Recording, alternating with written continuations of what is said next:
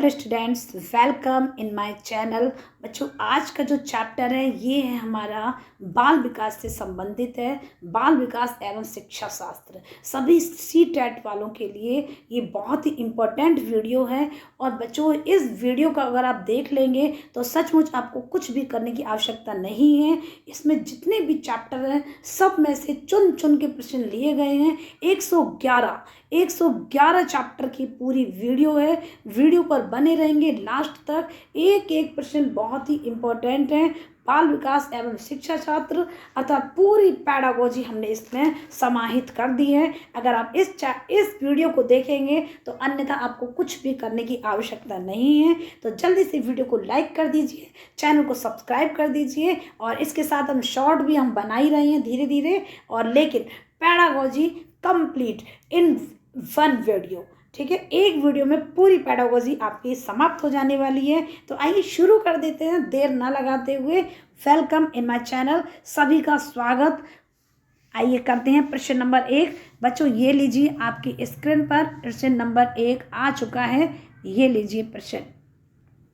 पूर्व में सीखी गई बातों को याद करना ही स्मृति। बच्चों आपको पता है ना, स्मृति से संबंधित एक चैप्टर है स्मृति एवं विस्मृति, है ना। स्मृति मतलब होता है बच्चों याद करना, और विस्मृति मतलब होता है जो कि भूल जाना, ठीक।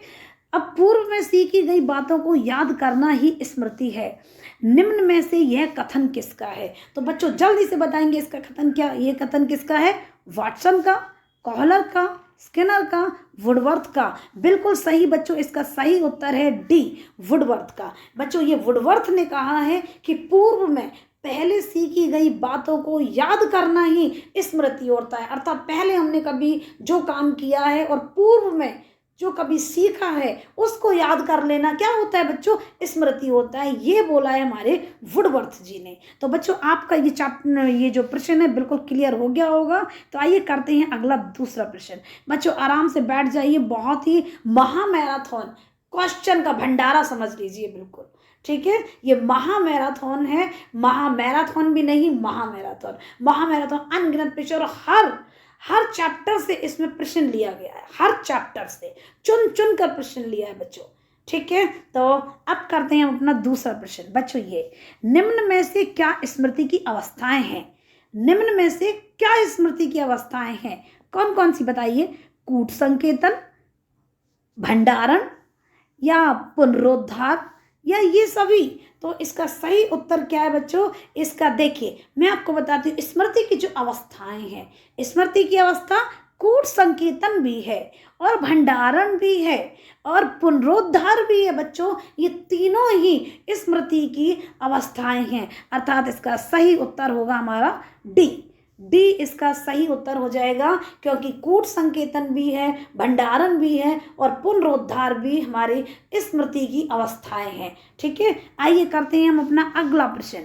ये लीजिए अगला प्रश्न आपकी स्क्रीन पर।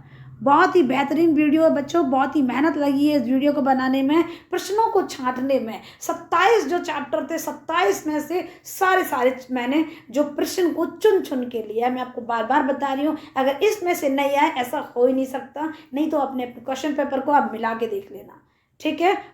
और सबसे अब हमारा प्रश्न है, प्राथमिक स्मृति किसे कहा जाता है? स्मृति के 4 प्रश्न लिए मैंने। हर प्रश्न में, हर चैप्टर में से इम्पोर्टेंट मतलब बहुत ही आने ही वाले हैं जो। प्राथमिक स्मृति से किसे कहा जाता है? संवेदी स्मृति, लघुकालीन स्मृति, दीर्घकालीन स्मृति या स्वाभाविक स्मृति? तो प्राथमिक स्मृति पूछा है इसमें। प्राथमिक स्मृति किसे कहा जाता है? तो बच्चों जो प्राथमिक स्मृति होती है संवेदी नहीं होती, दीर्घकालीन नहीं होती, स्वाभाविक भी नहीं होती बच्चों। इसका सही उत्तर है हमारा बी, लघुकालीन स्मृति। जो कम समय के लिए होती है उसे कहते हैं हम प्राथमिक स्मृति, ठीक है। आइए करते हैं बच्चों अगली नेक्स्ट। ये लीजिए प्रश्न हमारी स्क्रीन पर आ गया है बच्चों। ये निम्न में से कौन सा कथन अल्पकालीन स्मृति से संबंधित नहीं है? ठीक है, तो अल्पकालीन स्मृति से संबंधित नहीं है। अभी हमने बात करी थी प्राथमिक स्मृति की, अब हम बात कर रहे हैं अल्पकालीन, जो कम समय के लिए होती है। अल्प मतलब थोड़ा, स्मृति से संबंधित नहीं है बच्चों। ये जो नहीं है आप इनको ध्यान से देखें, ध्यान से क्वेश्चन को पढ़ें। अगर क्वेश्चन को ध्यान से पढ़ोगे तो आंसर आपका अपने आप ही सही हो जाएगा।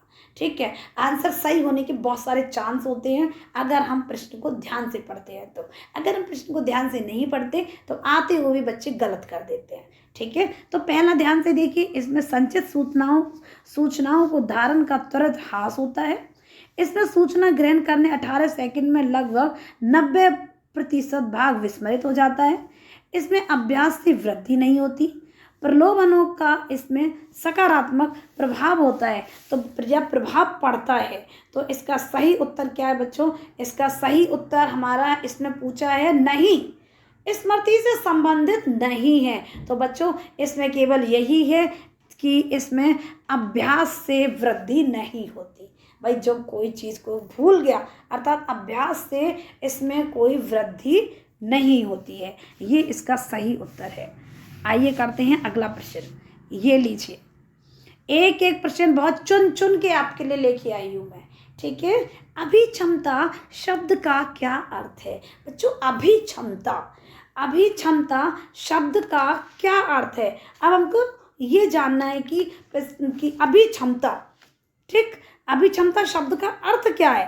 तो बच्चों अभिक्षमता अर्थ सबसे पहले कुशलता, विशिष्ट योग्यता, संवेदनशीलता या दया भाव।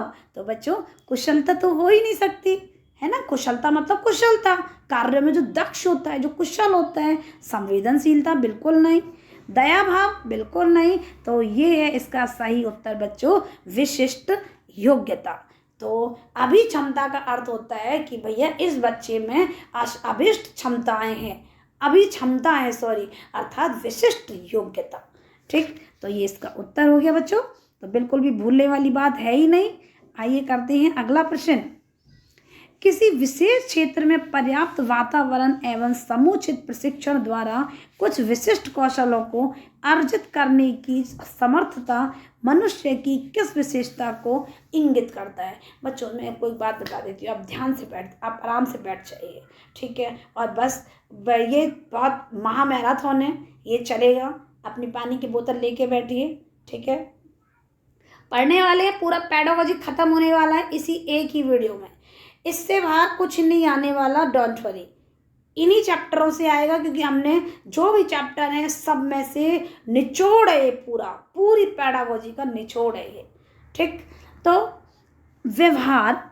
व्यवहार, समर्पण, सत्यनिष्ठा या अभिक्षमता। तो बच्चों एक बार हम प्रश्न को और पढ़ लेते हैं। किसी विशेष क्षेत्र में पर्याप्त वातावरण एवं समुचित प्रशिक्षण, किसी विशेष क्षेत्र में, है ना, कोई भी एक बेहतरीन जो फील्ड है किसी में, कोई विशेष क्षेत्र में पर्याप्त मात्रा में पर्याप्त वातावरण और समुचित, अच्छी तरह से मतलब वातावरण भी दिया जा रहा है और समुचित प्रशिक्षण भी दिया जा रहा है।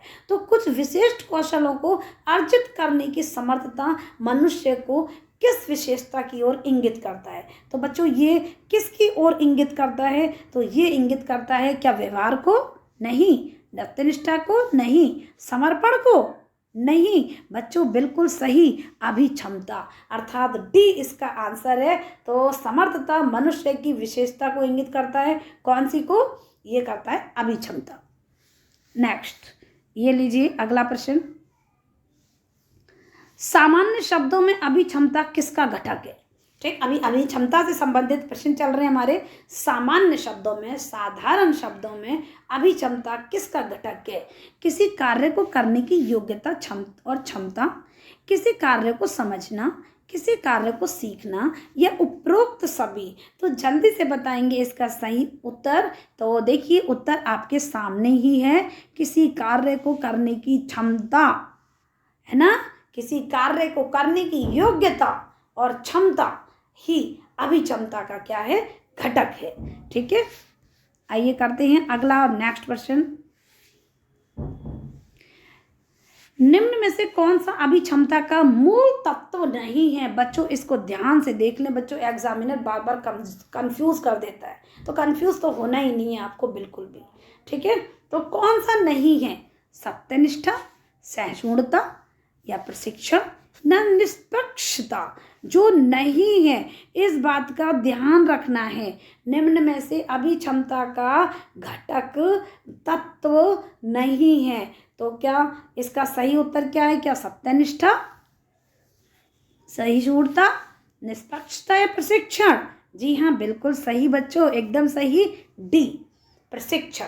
प्रशिक्षण अधिगम क्षमता का मूल तत्व नहीं है। ठीक, आइए करते हैं अगला प्रश्न। ये लीजिए, अब ये हमारा अगला चैप्टर भी शुरू हो गया। ठीक है, सृजनात्मकता। अब ये सृजनात्मकता क्या है? ठीक है, सृजनात्मकता का तात्पर्य क्या है, अर्थात इसका मतलब क्या है? क्या सृजनात्मकता का तात्पर्य क्या है? क्या सामाजिकरण, प्रत्यक्षीकरण, बालक की शैक्षिक प्रगति या जोड़ तोड़ करना? बच्चों आप इसको ध्यान से, सबसे पहले सृजनात्मकता का हमें मतलब पता होना जरूरी है। ठीक है, सृजनात्मकता का मतलब क्या है पहले हम ये समझेंगे और फिर हम इस प्रश्न को करेंगे। ठीक, तो सृजनात्मकता का मतलब जल्दी से बताएंगे। जी हाँ,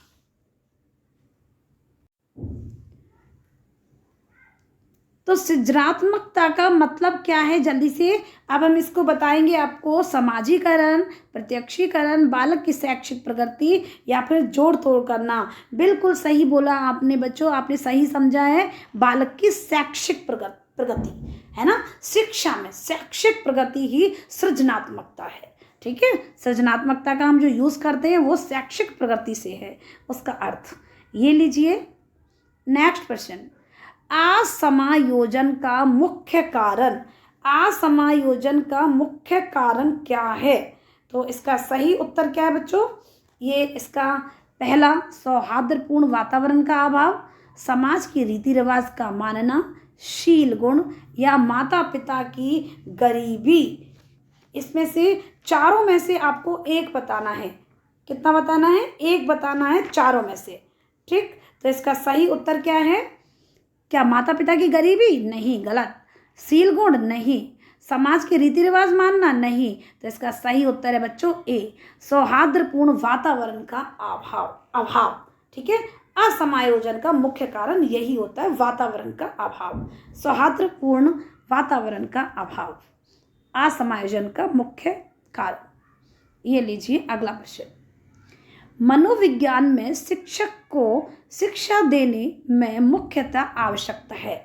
मनोविज्ञान में है ना, जो मनोविज्ञान होती है, मनोविज्ञान में शिक्षक को शिक्षा देने में मुख्यतः आवश्यकता है किस चीज की? बच्चों ए है हमारा, देखिए, बालक की बुद्धि की गणना करने के लिए, बी है बालक की मनोशारीरिक विशेषताओं के लिए, बालक को मेहनती अनुशासन प्रिय बनाने के लिए बच्चों, या फिर बालक के पिछड़ेपन के कारण को जानने के लिए। ये देखिए बिल्कुल सही। ठीक है, तो बालक की बुद्धि की गणना करने के लिए मनोविज्ञान में शिक्षक को शिक्षा देने का मुख्य आवश्यकता क्या है? क्या बालक की बुद्धि की गणना? नहीं। बालक की मनोशारीरिक विशेषता? नहीं। बालक की मेहनती अनुशासन प्रिय? नहीं। तो इसका सही उत्तर है बच्चों ये, बालक के पिछड़ेपन के कारण को जानने के लिए। ठीक, आइए करते हैं नेक्स्ट। ये लीजिए, व्यक्ति की उस शक्ति को क्या कहते हैं? बच्चों व्यक्ति की उस शक्ति को क्या कहते हैं जिसके द्वारा वह नवीन रचना का उत्पादन करता है ना?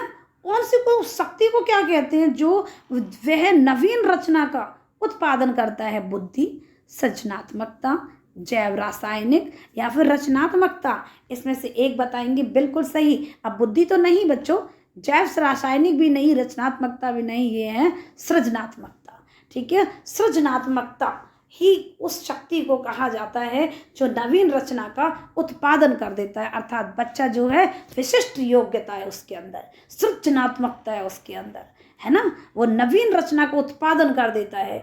ऐसी शक्ति को सृजनात्मकता कहते हैं। नेक्स्ट, ये लीजिए, निम्नलिखित में से कौन सा तत्व बाह्य अभिप्रेरणा में सहायक नहीं है?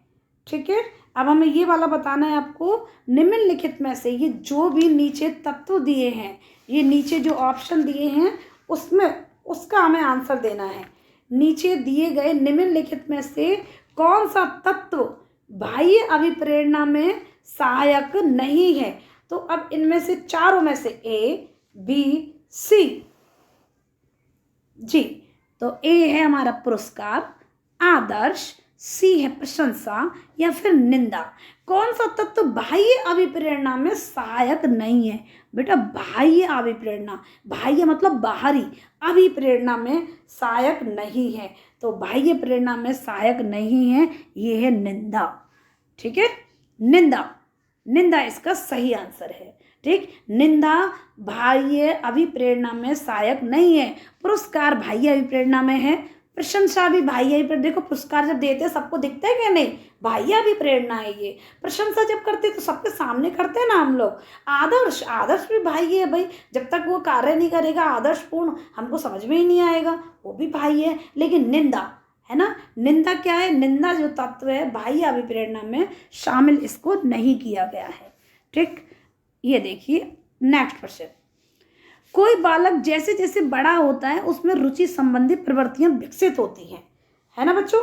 यही होता है ना, जब कोई बालक बड़ा होता है जैसे जैसे उसमें रुचि संबंधित अर्थात उसकी रुचियां भी, रुचि प्रवृत्ति भी बढ़ती रहती है जैसे जैसे वो बड़ा होता है ना। यस, तो अब ए अनेक रूप में, बी निश्चित रूप में, सी गुणात्मक दृष्टि से, या इनमें से कोई नहीं। तो अब इसमें क्या है? क्या वो, इसका सही उत्तर क्या है बच्चों? निश्चित रूप में। क्या उत्तर है? निश्चित रूप में। बालक जैसे कोई बड़ा होता है धीरे धीरे तो वो प्रवृत्तियां भी विकसित होती हैं, वो निश्चित रूप में विकसित होती हैं। ठीक है, नेक्स्ट बच्चों आराम से बैठेंगे, बहुत सारे प्रश्न हैं, 111 प्रश्न हैं। वीडियो एक ही देखनी है, ज़्यादा देखना ही नहीं है। आज आपने ये वीडियो को समझ लिया और देख लिया, समझ लो पैडागोजी खत्म। बस आप पेपर से पहले भी देखना, पेपर से और अभी भी तैयारी करना, पेपर से जब जाएंगे तो एक रात पहले भी देखना, पैडागोजी आपकी फिनिश हो जाएगी। ठीक है, तो ये लीजिए अगला प्रश्न। निम्नलिखित में से एक प्रेरणा की विधि नहीं है। बच्चों इस नहीं है ना, ये बच्चों को प्रश्न को गलत करवा देता है।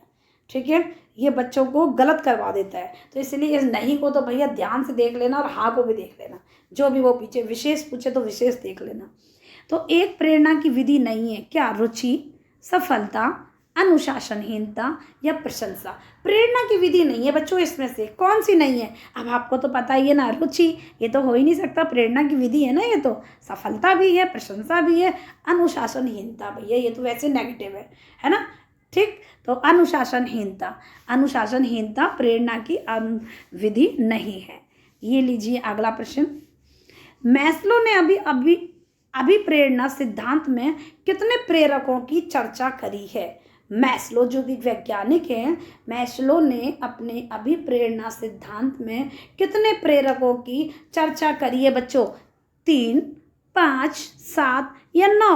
बिल्कुल सही बच्चों, 5। ठीक है, मैस्लो ने अभिप्रेरणा सिद्धांत में 5 की क्या की है? प्रेरकों की चर्चा करी है।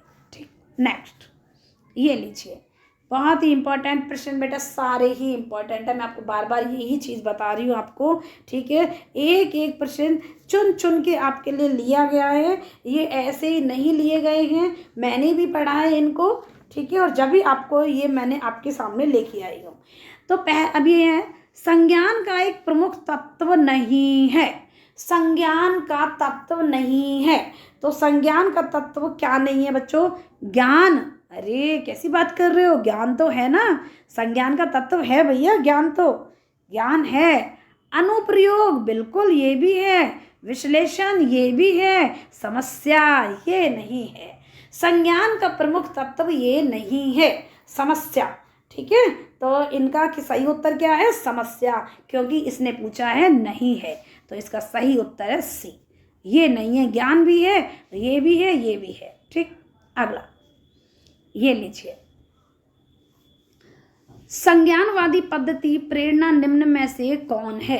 संज्ञानवादी पद्धति तो प्रेरणा निम्न में से कौन है?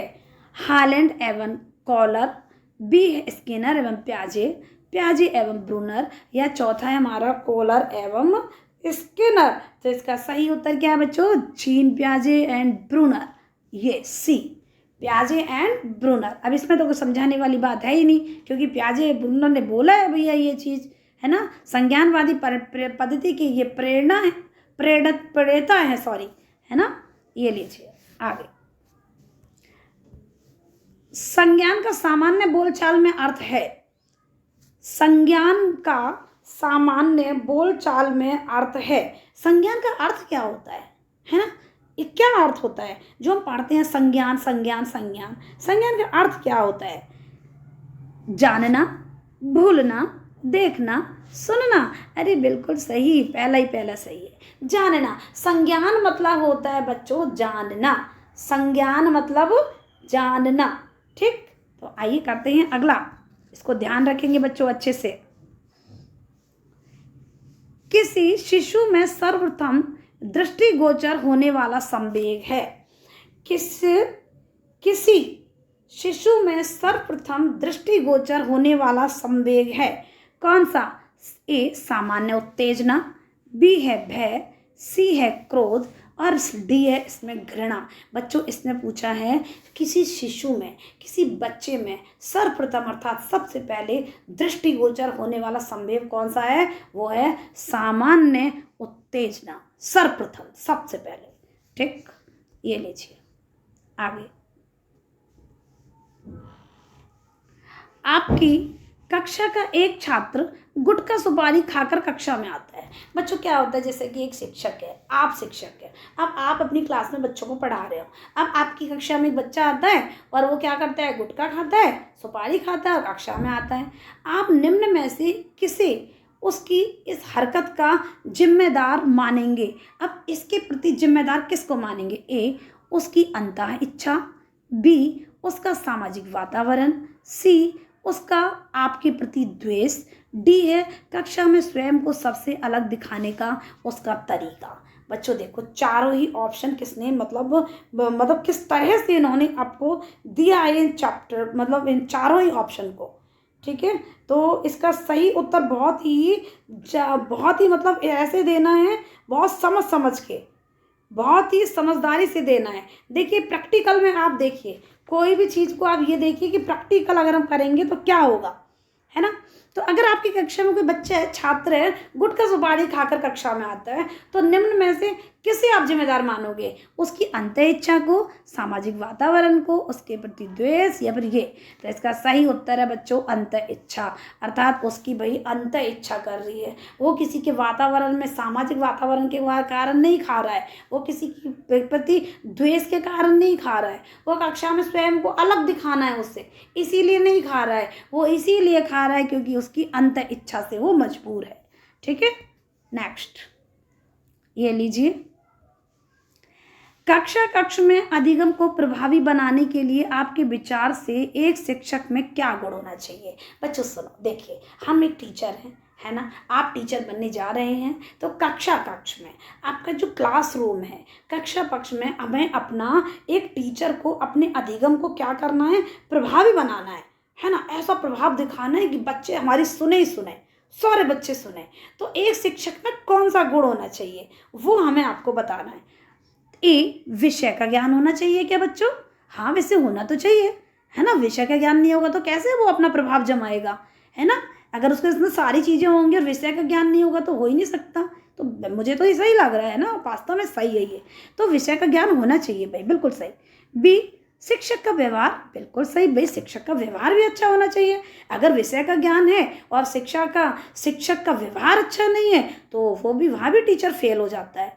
किसी को पीटना, पाटना, डांटना ये भी सही नहीं है। ठीक, शिक्षक विधियाँ, ये भी सही है ना, विधियों को किस प्रकार की विधि वो अपनाता है अपनी पढ़ाई में, कक्ष के बच्चों के साथ में। और चौथा है हमारा ये सभी। बच्चों मुझे ये बिल्कुल सही उत्तर है, ये सभी। ठीक है, ये सारे ही आंसर सही हैं। ठीक है, तो इसका सही आंसर है ये सभी। ठीक है, तो इसका सही उत्तर क्या है, ये सभी, डी। नेक्स्ट प्रश्न बहुत इंटरेस्टिंग है ना। यस, कमेंट बॉक्स में भी लिखते रहिए प्लीज़, हम आपके लिए इतना मेहनत करते हैं, तो आपका भी एक थोड़ा सा एक बनता है, उचित बनता है ये कि आप भी कमेंट बॉक्स में लिखें अगर आपको वीडियो अच्छी लगी है तो, और हम और भी आपके लिए अच्छी से अच्छी फिर हम दूसरे सब्जेक्ट का भी इसी तरह से एक ही महा मैराथन तैयार करेंगे। ठीक है, तो ये लीजिए, कक्षा में अधिगम की प्रक्रिया को तीव्र करने हेतु कक्षा का भौतिक वातावरण होना चाहिए। सुनिए, सुनिए, पहले प्रश्न को समझिए। कक्षा में अधिगम की प्रक्रिया को तीव्र करना है। हमारे जो टीचर जो पढ़ाते हैं, तो अब उनकी प्रक्रिया को तीव्र करना है, तेज करना है, उसकी गति को बढ़ाना है। तो अब कक्षा का वातावरण फिर कैसा होना चाहिए भैया? तो कैसा होना चाहिए बच्चों? प्रकाश युक्त होना चाहिए। क्या प्रकाश युक्त होना चाहिए? हाँ, बिल्कुल होना चाहिए। प्रकाश नहीं होगा तो बच्चे कंफर्टेबल नहीं होंगे, उनको मज़ा नहीं आएगा पढ़ने में, वो अंधेरा अंधेरा लगेगा। बैठने में समुचित, बिल्कुल सही। अगर प्रकाश है और अगर बैठने में बच्चे अनकंफर्टेबल हैं, या फिर वो बैठ नहीं पा रहे, या फिर कोई प्रॉब्लम हो रही है, जब भी दिक्कत हो जाएगी, तो ये भी सही है। बैठने में समुचित होना चाहिए, एक उचित स्थान होना चाहिए, कोलाहल मुक्त होना चाहिए। मुक्त मतलब बिल्कुल नहीं होना चाहिए, कोलाहल मतलब शोर शराबा बिल्कुल नहीं होना चाहिए। तो भाई बिल्कुल सही उत्तर है इसका डी। ये सारी ही चीज़ें हमारे कक्षा को ये क्या करते हैं, सीखना क्या हो जाता है, तीव्र हो जाती है इससे गति। भाई बिल्कुल हो जाती है, जब कोई डिस्टर्ब नहीं करेगा, सारे बच्चे खुश हैं, उचित स्थान है, प्रकाश युक्त हमारा क्लास है, कोलाहल हो नहीं रहा है, तो भैया वहाँ तो बहुत ही उचित पूर्ण पढ़ाई होगी। होगी कि नहीं होगी? बिल्कुल होगी, और मज़ा भी आएगा टीचर को भी पढ़ाने में और बच्चों को भी पढ़ने में। ये लीजिए अगला प्रश्न। किसी दूसरी वस्तु के बजाय एक ही वस्तु पर चेतना को केंद्रित करना है। क्या? देखिए, किसी दूसरी वस्तु के बजाय, है ना, किसी दूसरी वस्तु के बजाय एक ही वस्तु पर चेतना को केंद्रित करना है। क्या? अधिगम? नहीं नहीं, बिल्कुल नहीं, हो ही नहीं सकता, अधिगम नहीं। पर्यावरण? Not possible. ध्यान? अपरिपक्वता, बिल्कुल सही, ध्यान। बच्चों उसको ध्यान ही कहते हैं, ठीक है। क्या कहते हैं बच्चों उसको? ध्यान, बिल्कुल सही, ध्यान। किसी दूसरी वस्तु के बजाय एक ही वस्तु पर चेतना को केंद्रित करना कहा जाता है बच्चा ध्यान, ठीक। एक ही वस्तु पर कहते हैं ना, भाई बहुत ध्यान से सुनना है मुझे, तो ध्यान से देखना है मुझे, तो उसे ध्यान कहते हैं, जब हम सब जगह से अपने ध्यान को हटा के अपने एक ही जगह पर केंद्रित कर देते हैं।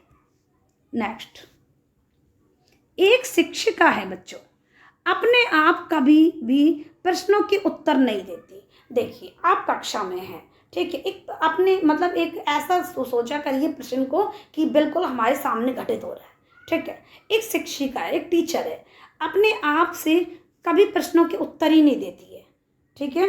वो एक ऐसी टीचर है, एक शिक्षिका है वो ऐसी कि कभी भी अपने आप से प्रश्नों के उत्तर नहीं देती है बच्चों, ठीक है। अब क्या होता है, वह अपने विद्यार्थी को उत्तर देने के लिए समूह चर्चाएं और सहयोगात्मक अधिगम अपनाने के लिए प्रोत्साहित करती है। देखिए, खुद तो उत्तर देती नहीं है वो टीचर, वो क्या करती है, आप जो समूह बना देती है ना, ग्रुप बना देती है और कहती है अब तुम चर्चा करो, और जो नहीं करता है उसको फिर प्रोत्साहित करती है, और फिर सहयोगात्मक विकास का अधिगम अपनाने के लिए कहती है, और फिर कहती है अगर इसको नहीं आ रहा तो भाई तुम उसको उनका सहयोग करो, या फिर वो खुद भी करेगी। एक दूसरे का सहयोग करो और एक दूसरे के साथ चर्चा करो, समूह बनाओ, ऐसा कहती है। यह उपागम के सिद्धांत पर आधारित है। कौन से सिद्धांत पर आधारित है बच्चों? ये इसमें पूछा गया है ना। तो ए, सक्रिय भागीदारिता, अनुदेशात्मक सामग्री की उचित संगठन, अच्छा उदाहरण प्रस्तुत करना और भूमिका प्रतिरूप बनना, सीखने की तत्परता। तो इसका सही उत्तर क्या है बच्चों? इसका सही उत्तर है बच्चों बी, अनुदेशात्मक सामग्री के उचित संगठन, ठीक है। अनुदेशात्मक सामग्री के उचित संगठन, ये इसका सही उत्तर है। ये लीजिए आगे। किस अधिगम मनोवैज्ञानिक ने बाल अधिगम विकास में पुरस्कार को महत्व नहीं दिया है? भाई ऐसा कौन सा वैज्ञानिक है जो कि बाल अधिगम विकास में पुरस्कार को महत्व नहीं दिया है? ऐसा कौन सा वैज्ञानिक है, ये हमको पता लगाना है। क्या थॉर्नडाइक है? नहीं नहीं, थॉर्नडाइक नहीं। पावलोव? बिल्कुल नहीं। स्किनर? बिल्कुल नहीं। गुथरी, ठीक है, गुथरी ने पुरस्कार को महत्व नहीं दिया। ये कहते हैं कि इनके हिसाब से बच्चों को पुरस्कार नहीं देना चाहिए, लालच आकर, ऐसा ये कहते हैं, मैं नहीं कहती हूँ, ठीक। ये आगे, ये लीजिए। विकास का वही संबंध परिपक्वता से है जो उद्दीपक का परिवर्तन से, प्रतिक्रिया से, प्रयास से या परिणाम से। तो इसका सही उत्तर जल्दी से बताएंगे। विकास का सही संबंध, विकास का सही संबंध परिपक्वता से है भाई, जो उद्दीपन का परिवर्तन से, प्रतिक्रिया से, प्रयास से, परिणाम से। बिल्कुल सही, प्रतिक्रिया से, है ना। जो उद्दीपन का प्रतिक्रिया से है वही संबंध है। ठीक बच्चों, इन प्रश्नों को बहुत अच्छे से चाहे स्क्रीनशॉट ले लीजिए या कुछ भी, आप इनको जरूर करके जाना। सच बता रहे हैं, आप इसमें से जरूर प्रश्न आने वाले हैं। थॉर्नडाइक का व्यक्तित्व के वर्गीकरण का आधार है। देखिए, यहाँ थॉर्नडाइक की बात करी हुई है। थॉर्नडाइक का व्यक्तित्व के वर्गीकरण का आधार है शारीरिक गठन, शक्ल सूरत, बी रचनात्मकता तथा मौलिकता, समायोजन और बुद्धि, या चिंतन या कल्पना। तो इसका सही उत्तर क्या है बच्चों? शारीरिक गठन सब नहीं, ये बी भी नहीं, सी भी नहीं, इसका उत्तर है डी, चिंतन और कल्पना। थॉर्नडाइक का व्यक्तित्व का वर्गीकरण का आधार ये है चिंतन और कल्पना। डी इसका सही उत्तर है, डी। ये लीजिए अगला प्रश्न। समस्या समाधान वह प्रतिमान है जिसमें तार्किक चिंतन निहित होता है। यह कथन किस विद्वान का है? ठीक है, तो यह कथन किसका है? ये जो आपने जो लाइन बोली है, ये लाइन किसने बोली है कि समस्या समाधान वह प्रतिमान है जो कि जिसमें तार्किक चिंतन निहित होता है? तो बच्चों ये बोली है हमारे स्ट्रेनल ग्रे। याद कर लेंगे इसको, स्ट्रेनल ग्रे ने ये चीज़ बोली है कि समस्या समाधान वह प्रतिमान है जिसमें तार्किक चिंतन निहित है। तार्किक चिंतन भी उसके अंदर समाहित है। ये लीजिए अगला प्रश्न। निम्नलिखित में से किसका संबंध समस्या समाधान विधि के पद से नहीं है? निम्नलिखित में से किसका संबंध समस्या समाधान विधि के पद से नहीं है? ए अपनी कमियों को स्वीकार करना और दूर करना सिखाकर, अंततः व्यवहार का वर्णन करना जो समस्या समाधान का प्रारूप प्रस्तुत करता है। सी छात्रों के प्रारंभिक व्यवहार को ज्ञात करना, और डी है सभी प्रासंगिक संप्रत्ययों का प्रत्यास्मरण। तो इसका सही उत्तर क्या है? तो सबसे पहले बच्चों प्रश्न को ही समझेंगे। निम्नलिखित किसका संबंध समस्या समाधान विधि के पद से नहीं है? इस बात को ध्यान रखेंगे, पद से नहीं है बच्चों। तो इसका सही उत्तर है बच्चों ए, अपनी कमियों को स्वीकार करना और दूर करना सिखाकर, है ना। अपनी कमियों को सबसे पहले तो देखो स्वीकार करना जरूरी है। सबसे पहले कमी क्या होती है? कोई भी बच्चा हो या बड़ा हो या बुजुर्ग हो, अपनी कमी को कोई स्वीकार नहीं करता है। जो अपनी कमी को स्वीकार कर लेता है तो सचमुच दूर करना भी वो सीख जाता है, कर भी लेता है और करवा भी देता है। ठीक है, तो अपनी कमियों को स्वीकार करना और दूर करना सिखाकर, वो खुद ही नहीं करता, औरों को भी करवाता है। नेक्स्ट, बालक में मनोवैज्ञानिक अन्वेषक के गुणों का विकास क्यों किया जाना चाहिए? बालक में वैज्ञानिक अन्वेषक के जो गुण हैं उनका विकास क्यों करना चाहिए भाई, क्या कारण है? तो इसका उत्तर क्या है? पहले देखेंगे ऑप्शन ए, उसे खेलों से दूर करने के लिए, उसे वैज्ञानिक स्वभाव विकसित करने के लिए, उसे पढ़ाई में व्यस्त रखने के लिए, उसे शरारत से रोकने के लिए। बच्चों सही उत्तर इसका बी। ठीक है, इसका सही उत्तर क्या है? उसमें वैज्ञानिक स्वभाव विकसित करने के लिए। ठीक है, कि उसका भी जो स्वभाव है कैसा हो जाए, एक वैज्ञानिक की तरह हो जाए। ठीक, नेक्स्ट, निम्न में से कौन सा व्यवहार भावनात्मक बाधा को प्रदर्शित नहीं करता है ना। भावनात्मक बाधा को प्रदर्शित नहीं करता। बाल अपराध, बी कमजोरों को डराने वाला, भगोड़ापन, या फिर शालीनता। बच्चों यह भावनात्मक व्यवहार की बात की गई है। ठीक है, तो इसका सही उत्तर क्या है बच्चों? तो इसका सही उत्तर A B C D G. तो इसका सही उत्तर है बिल्कुल सही, शालीनता। ठीक। कौन सा व्यवहार भावनात्मक बाधा को प्रदर्शित नहीं करता? भावनात्मक बाधा, बाल अपराध बाधा है, कमजोरों को डराने वाला बाधा है, भगोड़ापन बाधा है, शालीनता ये बाधा नहीं है, बाधा को प्रदर्शित नहीं करता। सॉरी। नेक्स्ट। अब बच्चों, शिक्षण की प्रक्रिया एक त्रस्तरीय प्रक्रिया है जिसके अंतर्गत आता है, जो शिक्षण की जो प्रक्रिया है अर्थात सिखाने की, है ना, शिक्षण की जो प्रक्रिया है वह एक त्रिस्तरीय प्रक्रिया है जिसके अंतर्गत आता है। क्या आता है बच्चों?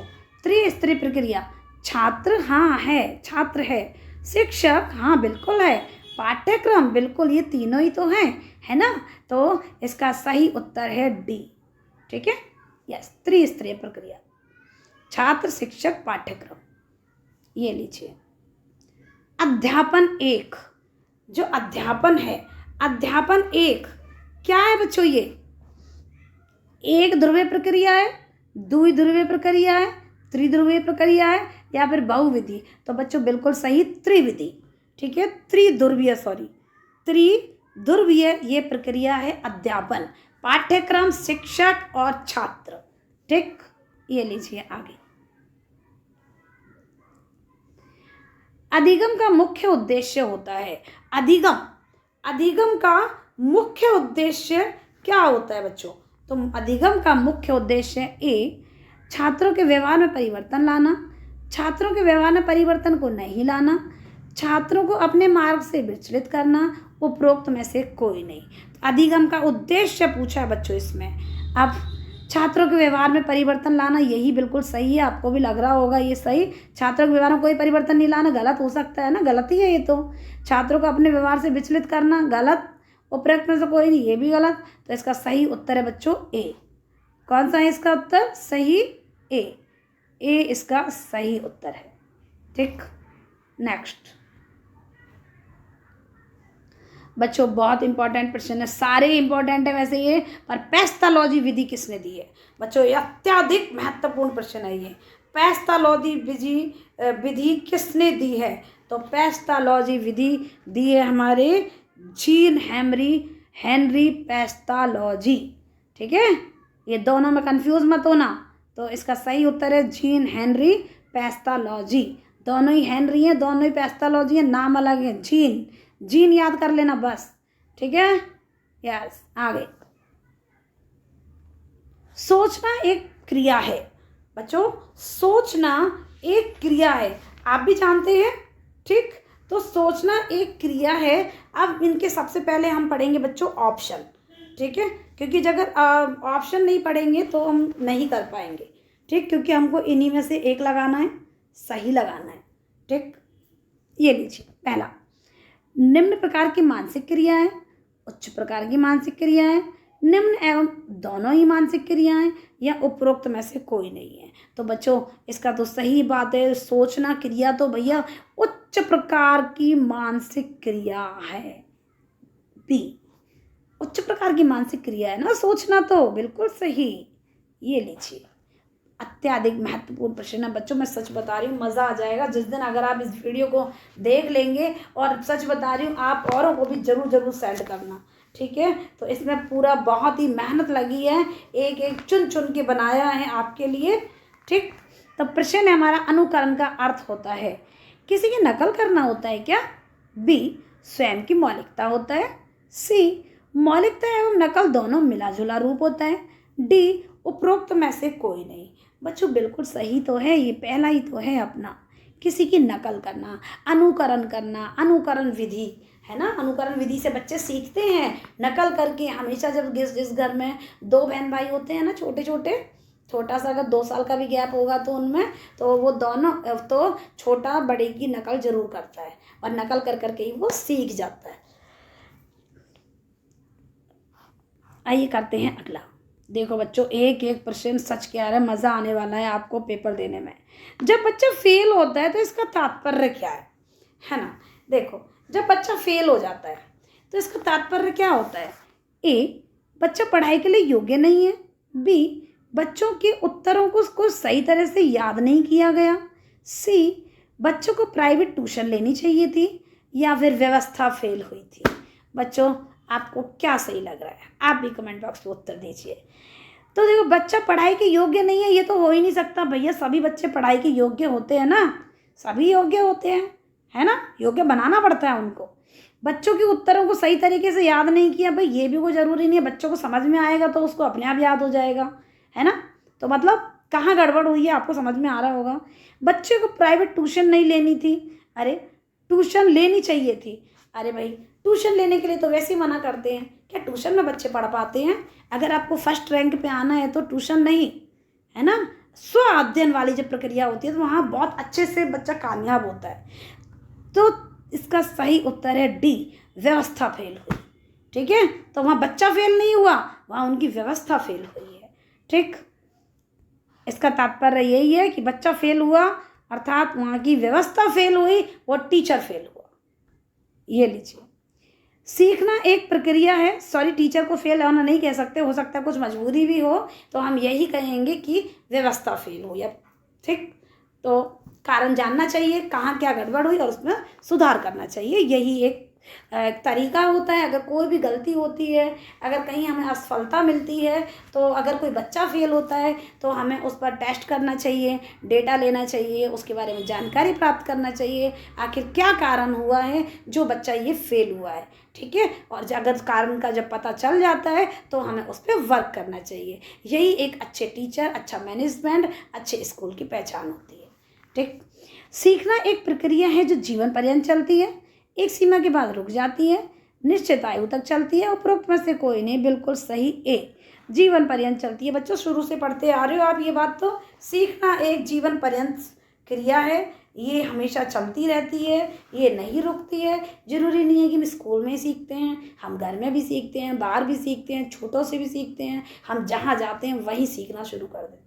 ठीक है, ये ज़िंदगी भर तक की प्रक्रिया है, ज़रूरी नहीं है कि बच्चा स्कूल में ही सीखता है, नहीं, बच्चा स्कूल में ही नहीं, बच्चा हर जगह, हर पल और पूरा ज़िंदगी, जीवन पर्यंत चलने वाली ये प्रक्रिया है। आइए करते हैं नेक्स्ट। सीखने से संबंधित तत्परता का नियम किसने दिया? बच्चों, सीखने से संबंधित तत्परता का नियम किसने दिया था? बच्चों ये तो आपको बहुत अच्छे से पता होगा, पावलोव का तो है ही नहीं, ईपीएल का भी नहीं है, मॉस्लो का भी नहीं है, मैंने इसको लगाया नहीं था, थॉर्नडाइक का ये, थॉर्नडाइक तत्परता का नियम सीखने से संबंधित थॉर्नडाइक का, ये बच्चों याद कर लेना। थॉर्नडाइक बिल्ली पे इन्होंने किया है। ये लीजिए, निम्न में से कौन सा कार्य बाल अपराध है? बाल अपराध है ए, किसी कानून को भंग करना। बाल अपराध पूछा है बच्चों, ध्यान रखना, बाल अपराध, कानून को भंग करना, स्कूल या घर से भागने की आदत, चोरी, दुर्व्यवहार, आवारागर्दी करना, या फिर उपयुक्त में से कोई भी नहीं। तो इसमें हमें सही उत्तर बताना है बच्चों कि निम्न में से कौन सा बाल अपराध है, हमें बाल अपराध के बारे में जानना है।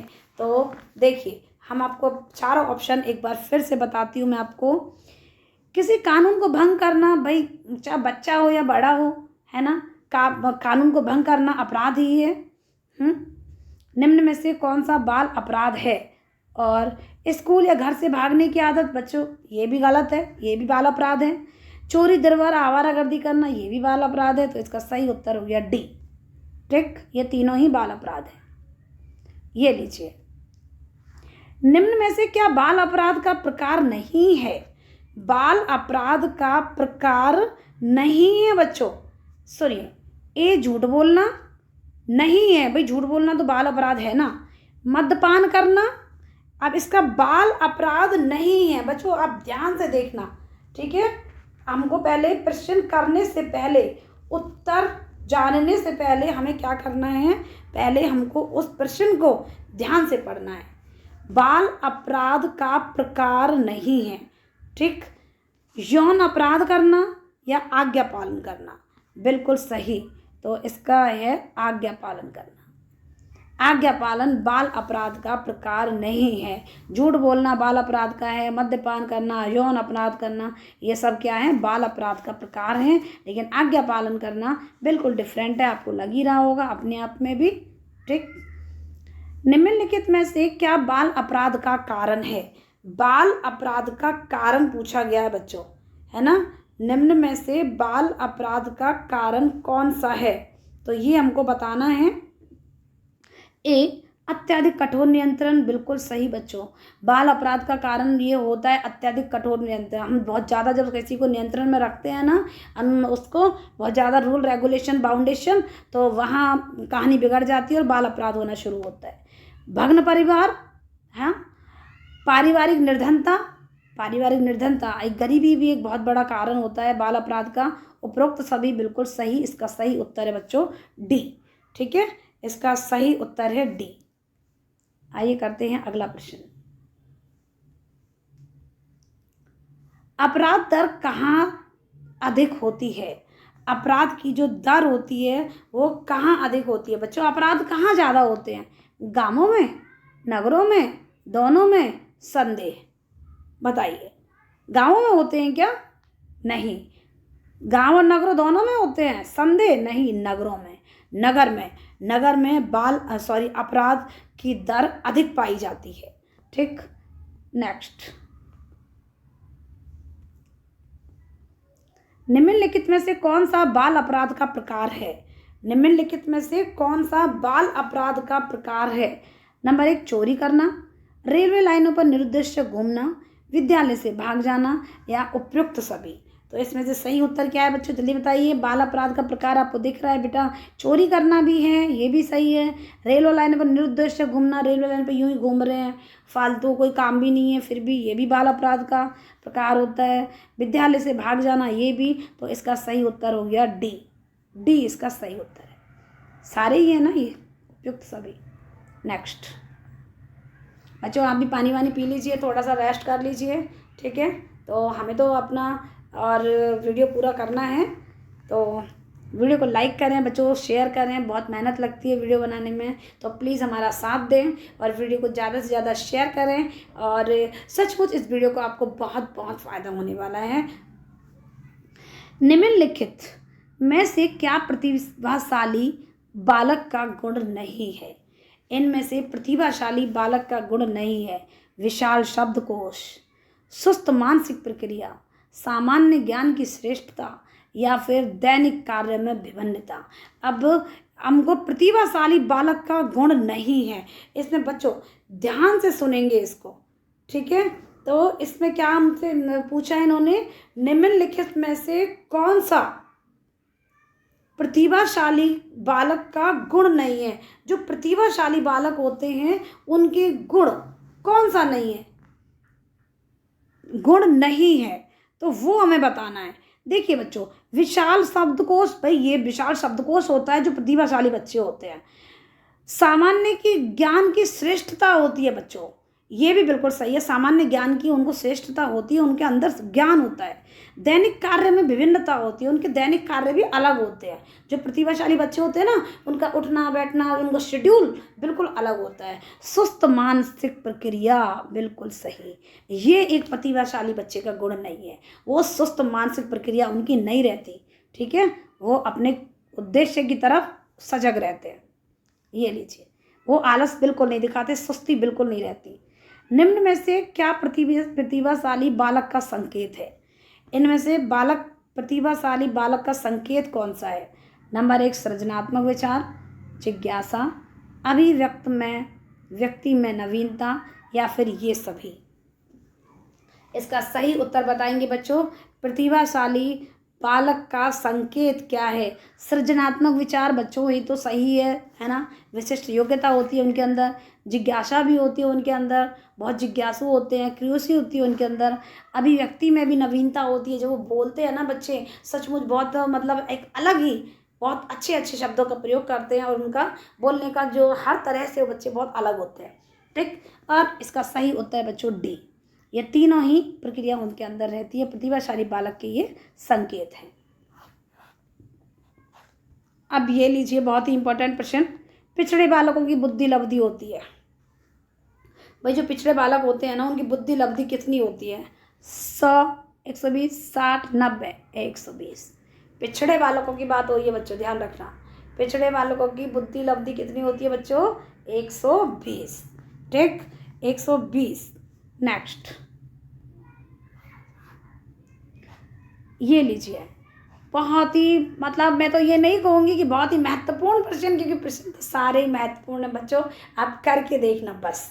ठीक, प्रतिभाशाली बालक की इंद्रियां होती हैं सामान्य, तीव्र, उदात्तीकरण या फिर इनमें से कोई नहीं।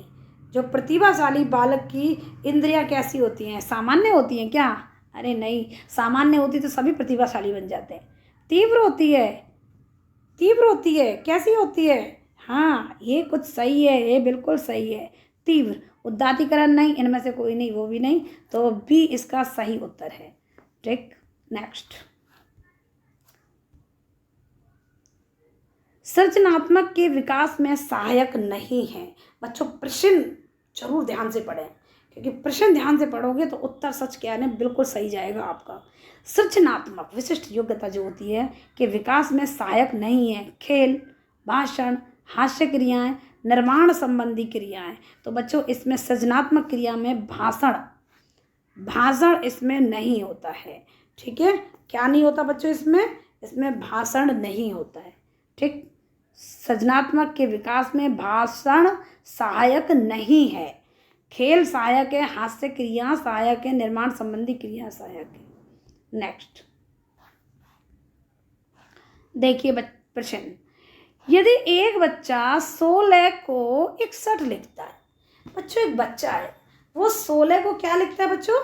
61 लिखता है वो, है ना।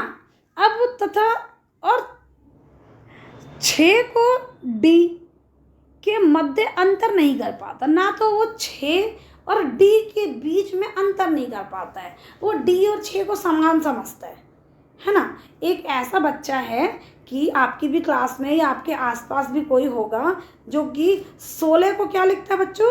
क्या लिखता है? 61 लिखता है। 16 को लिखता है 61 और 6 को बनाता है वो डी की तरह, अर्थात डी को समझता है वो 6 की तरह। तो बच्चों इसमें इसके मध्य अंतर नहीं कर पाता, तो ये क्या है? दृष्टि दोष। क्या उसकी दृष्टि में फ़र्क है? क्या उसकी आंखों में फ़र्क है? सीखने में अक्षम, क्या वे सीखने में सक्षम नहीं है? मानसिक दोष है, आखिर उसके दिमाग में कोई कमी है क्या? या मानसिक क्षय, या उसका दिमाग कम है ना। तो इसका सही उत्तर क्या है बच्चों? तो इसका दृष्टि दोष नहीं हो सकता, मानसिक दोष नहीं हो सकता, मानसिक क्षय भी नहीं, सीखने में अक्षम, अर्थात वो सीखने में सक्षम नहीं हो रहा है। ठीक है, तो इसका अर्थ ये है, इसका आंसर ये है। अगला, विकलांग बालक ऐसे बालक होते हैं। देखिए विकलांग बालक आप जानते हैं कौन होते हैं। ठीक है, विकलांग बालक होते हैं, मतलब विकलांग बालक ऐसे होते हैं जो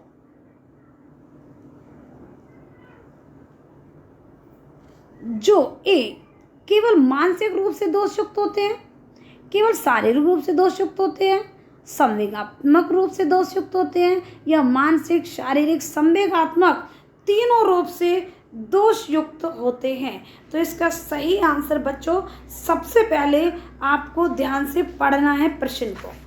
ठीक है, तो सबसे पहले क्या करना है? हमको प्रश्न को पढ़ना है। प्रश्न को ध्यान से हम पढ़ेंगे जब ही हम आंसर दे पाएंगे। ठीक, तो इसका सही उत्तर बिल्कुल सही, वो मानसिक भी होते हैं, शारीरिक भी होते हैं, संवेगात्मक भी होते हैं। तो इसका सही उत्तर हो गया डी। ठीक है, विकलांग बालक ऐसे ही होते हैं जो कि शरीर से भी, संवेगात्मक से भी और उनके दिमाग से भी वो क्या होते हैं? दोषयुक्त होते हैं, उनको विकलांग बालक कहा जाता है। ये लीजिए अगला प्रश्न, निम्न में कौन सा कारण श्रवण दोष का नहीं है? श्रवण का मतलब क्या होता है बच्चों? सुनना। श्रवण दोष का कारण नहीं है। नंबर 1 कान की बनावट, नंबर बी कानों को अक्सर बहते रहना, नंबर 3 कानों में दर्द की शिकायत रहना। उपरोक्त सभी सही हैं या फिर ये सारे ही सही हैं। ठीक है, श्रवण दोष होना अर्थात किसी को जैसे भैया कम सुन रहा है, ठीक है, किसी को कम सुन रहा है, उसका कारण क्या हो सकता है बच्चों? ए, कान की बनावट में दोष, ऐसा भी हो जाता है कभी कभी, ठीक है, ये भी कारण कभी कभी देखने को मिलता है। कानों का अक्सर बहते रहना बच्चों, ये भी एक बीमारी का प्रतीक हो जाता है, और फिर कभी कभी किसी को प्रॉब्लम रहती है तो इससे भी प्रॉब्लम आती है सुनने में। कानों में दर्द की शिकायत रहना, ये भी हो सकता है, ठीक है। तो इसका सही उत्तर हो गया बच्चों डी, डी इसका सही उत्तर है, ठीक। उपरोक्त सभी अर्थात तीनों ही कारण हो सकते हैं। अगला, मानसिक रूप से विकलांग बालकों की पहचान होती है। मानसिक रूप से जो बच्चे विकलांग होते हैं, है ना, जो मतलब वो हाथ पैर से सब सही है और मानसिक रूप से विकलांग हैं, तो उसका कारण क्या होता है ना, तो उनका क्या है, उनकी पहचान क्या होती है, ये हमें बताना है, ठीक। नंबर 1, बुद्धि लब्धि का तीव्र होना, अरे तो हो ही नहीं सकता है।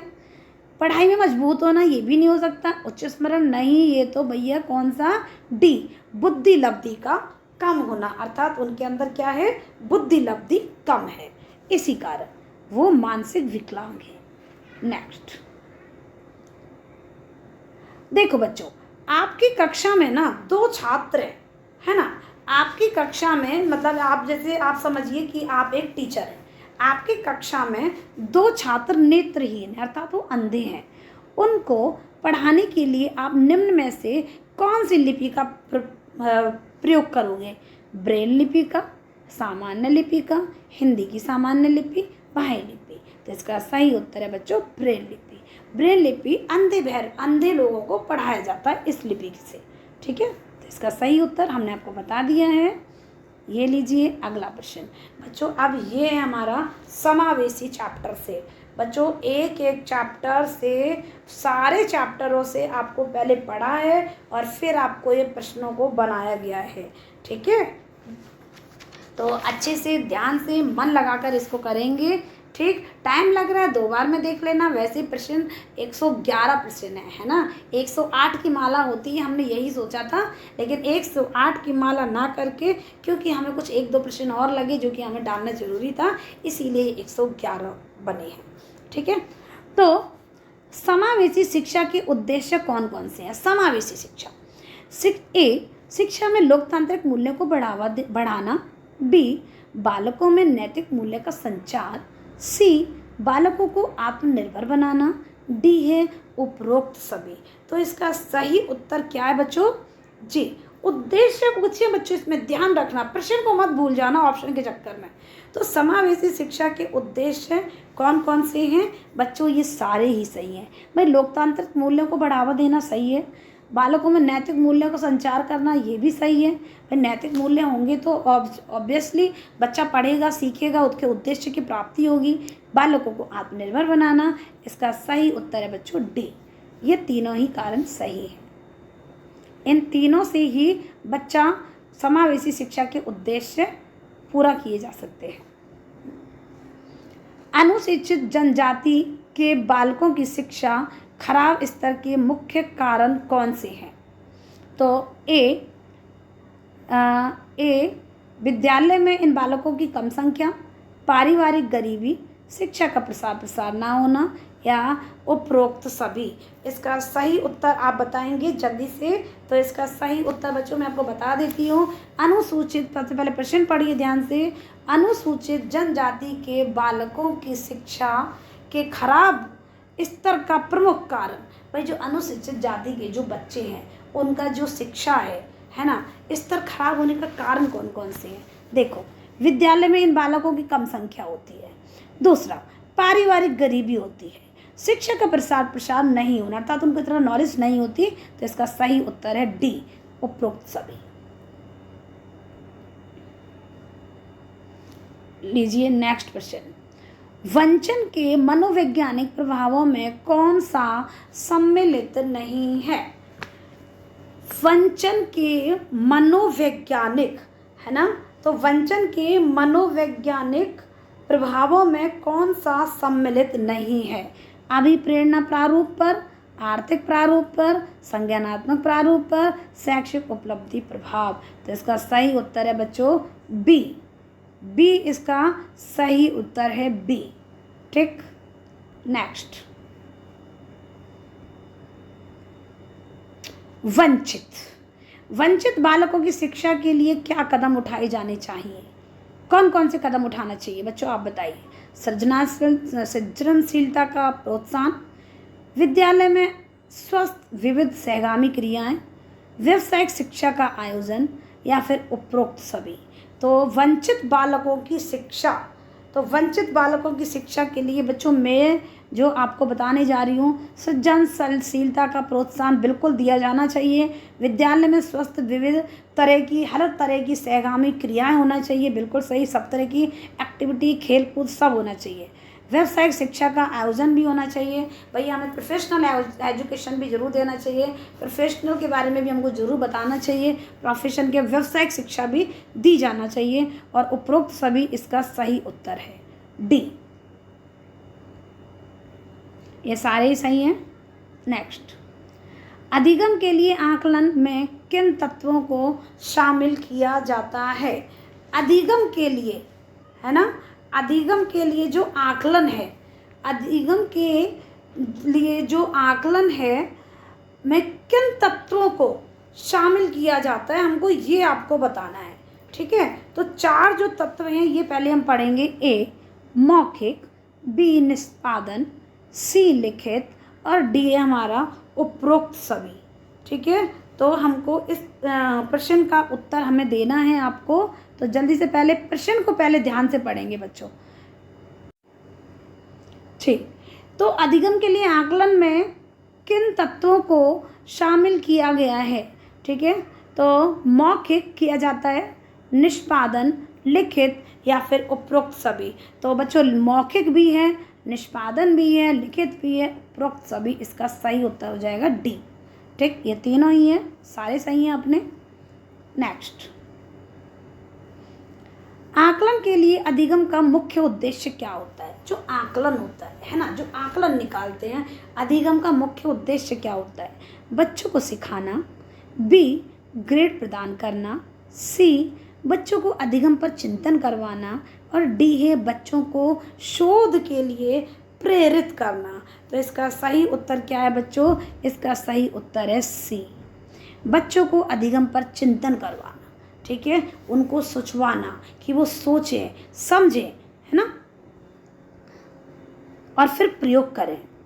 आगे, अधिगम हेतु आकलन के लिए यू के रिफॉर्म में कितने नियमों की पहचान की गई है?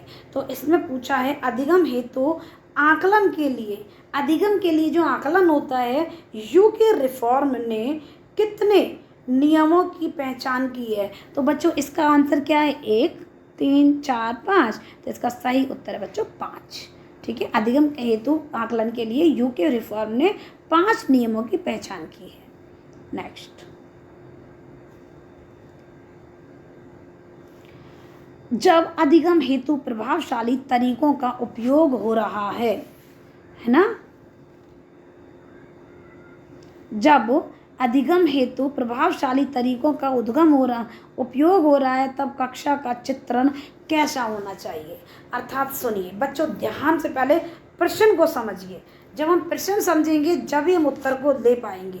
ठीक है, जब अधिगम हेतु मतलब बच्चों को सिखाना है, शिक्षा देनी है, बच्चों को अधिगम के लिए प्रभावशाली तरीकों का उपयोग हो रहा है, अर्थात प्रभावशाली तरीके अपनाए जा रहे हैं, विधियां अपनाई जा रही हैं, तब कक्षा का चित्रण कैसा होना चाहिए? क्या डिजिटल होना चाहिए?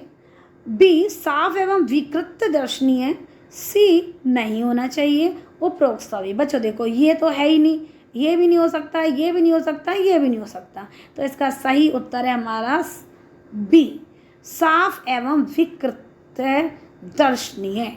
ठीक है, इसका सही उत्तर क्या है? बी। नेक्स्ट, सभी बालकों में अभिवृत्ति होती है। तो सभी बालकों में अभिवृत्ति होती है। अब पहले हम ऑप्शन पढ़ेंगे, क्योंकि जब हम ऑप्शन पढ़ेंगे जब ही हम प्रश्न को सही कर पाएंगे। तो सबसे पहले आप ऑप्शन पढ़ेंगे। सभी बालकों में अभिवृत्ति कैसी होती है बच्चों? एक समान होती है, एक समान नहीं होती, समरूप होती है, इनमें से कोई नहीं। ठीक है, अभिवृत्ति के बारे में पूछा है। ठीक है, तो इसका सही उत्तर है बच्चों ए, एक समान होती है। सभी बालों की कोई अभिव्यक्ति एक समान होती है। आप देखिए बच्चों, बालकों के प्रकार होते हैं, बालकों के प्रकार होते हैं कितने, मतलब कौन कौन से? केवल अंतर्मुखी होते हैं क्या? केवल बहुमुखी होते हैं क्या? बहिमुखी? अरे भाई, केवल अंतर्मुखी अंतर्मुखी ऐसा तो हो ही नहीं सकता। केवल बहिमुखी ये भी नहीं हो सकता है। अंतर्मुखी बहुमुखी हाँ ये हो सकता है। ठीक है, तो इसका सही उत्तर क्या है? केवल अंतर्मुखी और बहुमुखी दोनों तरह के बच्चे होते हैं। कुछ अंतर्मुखी होते हैं, कुछ बहिमुखी होते हैं, मतलब कोई संकोची होते हैं और कुछ सब कुछ कह देने वाले होते हैं। ठीक है, मतलब बोलने वाले। आगे, मनोवैज्ञानिकों का ऐसा मानना है कि बालकों में अंतर होता है। भाई देखो, मनोवैज्ञानिकों ने माना है कि बालकों में अंतर होता है। ठीक है, नंबर 1, उनकी रुचि के आधार पर, बी, उनकी योग्यता के आधार पर, उनकी क्षमता के आधार पर, उपरोक्त सभी के आधार पर। बच्चों हमको इसका उत्तर बताना है। ठीक है, तो आप जल्दी से बताएंगे। मनोवैज्ञानिकों का ऐसा मानना है कि बालकों में अंतर होता है। बच्चों देखो, रुचि के आधार पर अंतर होता है, बिल्कुल सही। उनकी योग्यता के आधार पर होता है, बिल्कुल सही। क्षमता के आधार पर होता है, बिल्कुल सही। तो बच्चों हमारा आंसर हो गया डी, ये सारी सही है। ठीक है, ये लीजिए। आगे, धर्म एवं समाज, धर्म एवं समाज दोनों हैं। क्या है? धर्म और समाज दोनों क्या हैं? एक दूसरे से पृथक है क्या? अरे बिल्कुल गलत, ऐसा तो हो ही नहीं सकता। समाज का धर्म से कोई मतलब नहीं है, ये भी गलत है। आपको समझ में भी आ रहा होगा, समाज से धर्म का बहुत कुछ मतलब होता है और बहुत मतलब होता है। उपरोक्त में से कोई नहीं, ये भी गलत है। एक दूसरे के पूरक, ये बिल्कुल सही है। ठीक है, तो इसका आंसर हो गया बी, धर्म और समाज दोनों एक दूसरे के पूरक होते हैं। एक अच्छी पाठ्य पुस्तक बचाती है लैंगिक समानता से, सामाजिक उत्तरदायित्व, लैंगिक पूर्वाग्रह और लैंगिक संवेदनशीलता। एक अच्छी पाठ्य पुस्तक है ना, क्या पूछ रहा है ये? एक अच्छी पाठ्य पुस्तक जो कि एक अच्छी नोटबुक होती है ना। पाठ्य पुस्तक बचाती है हमको, किससे बचाती है बच्चों? लैंगिक समानता से नहीं, सामाजिक उत्तरदायित्व नहीं, लैंगिक समय नहीं। तो इसका सही उत्तर है बच्चों लैंगिक पूर्वाग्रह। ठीक है, ये इसका सही उत्तर है, सी। आगे ये लीजिए, पुरुष स्त्रियों की अपेक्षा ज़्यादा बुद्धिमान होते हैं। बच्चों देखो क्या बात कर रही है, पुरुष स्त्रियों की अपेक्षा ज़्यादा बुद्धिमान होते हैं। यह कथन क्या है? सही हो सकता है क्या? नहीं हो सकता। सही है? बिल्कुल नहीं है। बुद्धि के भिन्न पक्षों के लिए सही है? बिल्कुल नहीं है ना, हो ही नहीं सकता।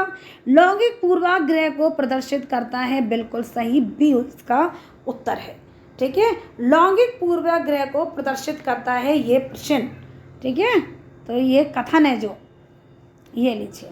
देखो बच्चों समझेंगे, लड़कियों को घर के कामकाज में अधिक ध्यान देने के लिए कहना दर्शाता है। देखो अब आप भी देखते हो, आपके घर में भी लड़कियां होंगी, हमारे घर में भी हैं, तो कुछ लोग होते हैं जो कि लड़कियों के घर के कामकाज में अधिक ध्यान देने के लिए कहते हैं। मतलब बार बार कहते हैं यार तुम लड़की हो, तुम्हें करना चाहिए, तुम्हें ये है, तुम्हें वो, तुम लड़की हो, तुम जाओगी, ऐसा मतलब बहुत तरह की बातें बस लड़कियों को कहते हैं। तो इसको क्या समझते हैं आप? क्या दर्शाता है ये? रूढ़िबद्धता को, प्रगतिशील चिंतन, प्रगतिशील चिंतन होता है क्या ये तो प्रकृति में और बाधा होती है ना। तो मनोवैज्ञानिक चिंतन ये तो हो ही नहीं सकता। मनोवैज्ञानिक तो ऐसी बातें मानते ही नहीं है। मनोवैज्ञानिक प्रवृत्ति बिल्कुल गलत। तो इसको कहेंगे हम रूढ़िबद्धता। ऐसे रूढ़िबद्ध लोग होते हैं जो इस तरह की बातें करते हैं, लड़कियां ये करती हैं, लड़कियां ये करती हैं, जो लड़कियों के बारे में बार बार लड़कियों को ये नहीं करना चाहिए, लड़कियों को ये नहीं करना चाहिए। ऐसा नहीं होता है, लड़कियों को घर का काम ही करना चाहिए, है ना।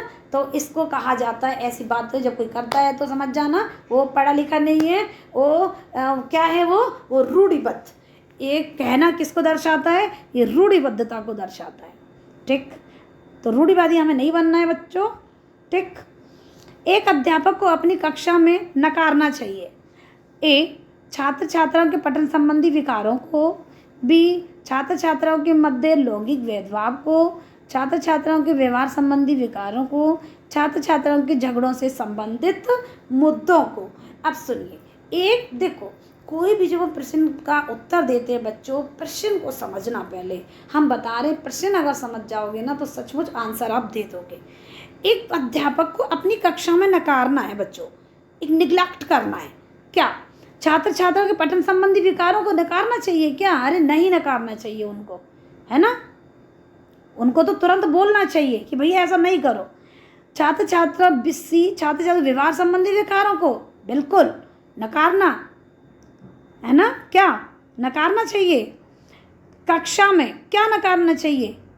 तो हमें नकारना चाहिए बी, छात्र छात्राओं के मध्य लैंगिक भेदभाव को, कि ये है, ये लड़की है, ये लड़का है, ये है, ये वो है। तो इस तरह से हमें भेदभाव, लैंगिक भेदभाव को हमें क्या करना चाहिए? नकारना चाहिए। अर्थात इस विषय में ऐसी बातें नहीं करना चाहिए अध्यापक को।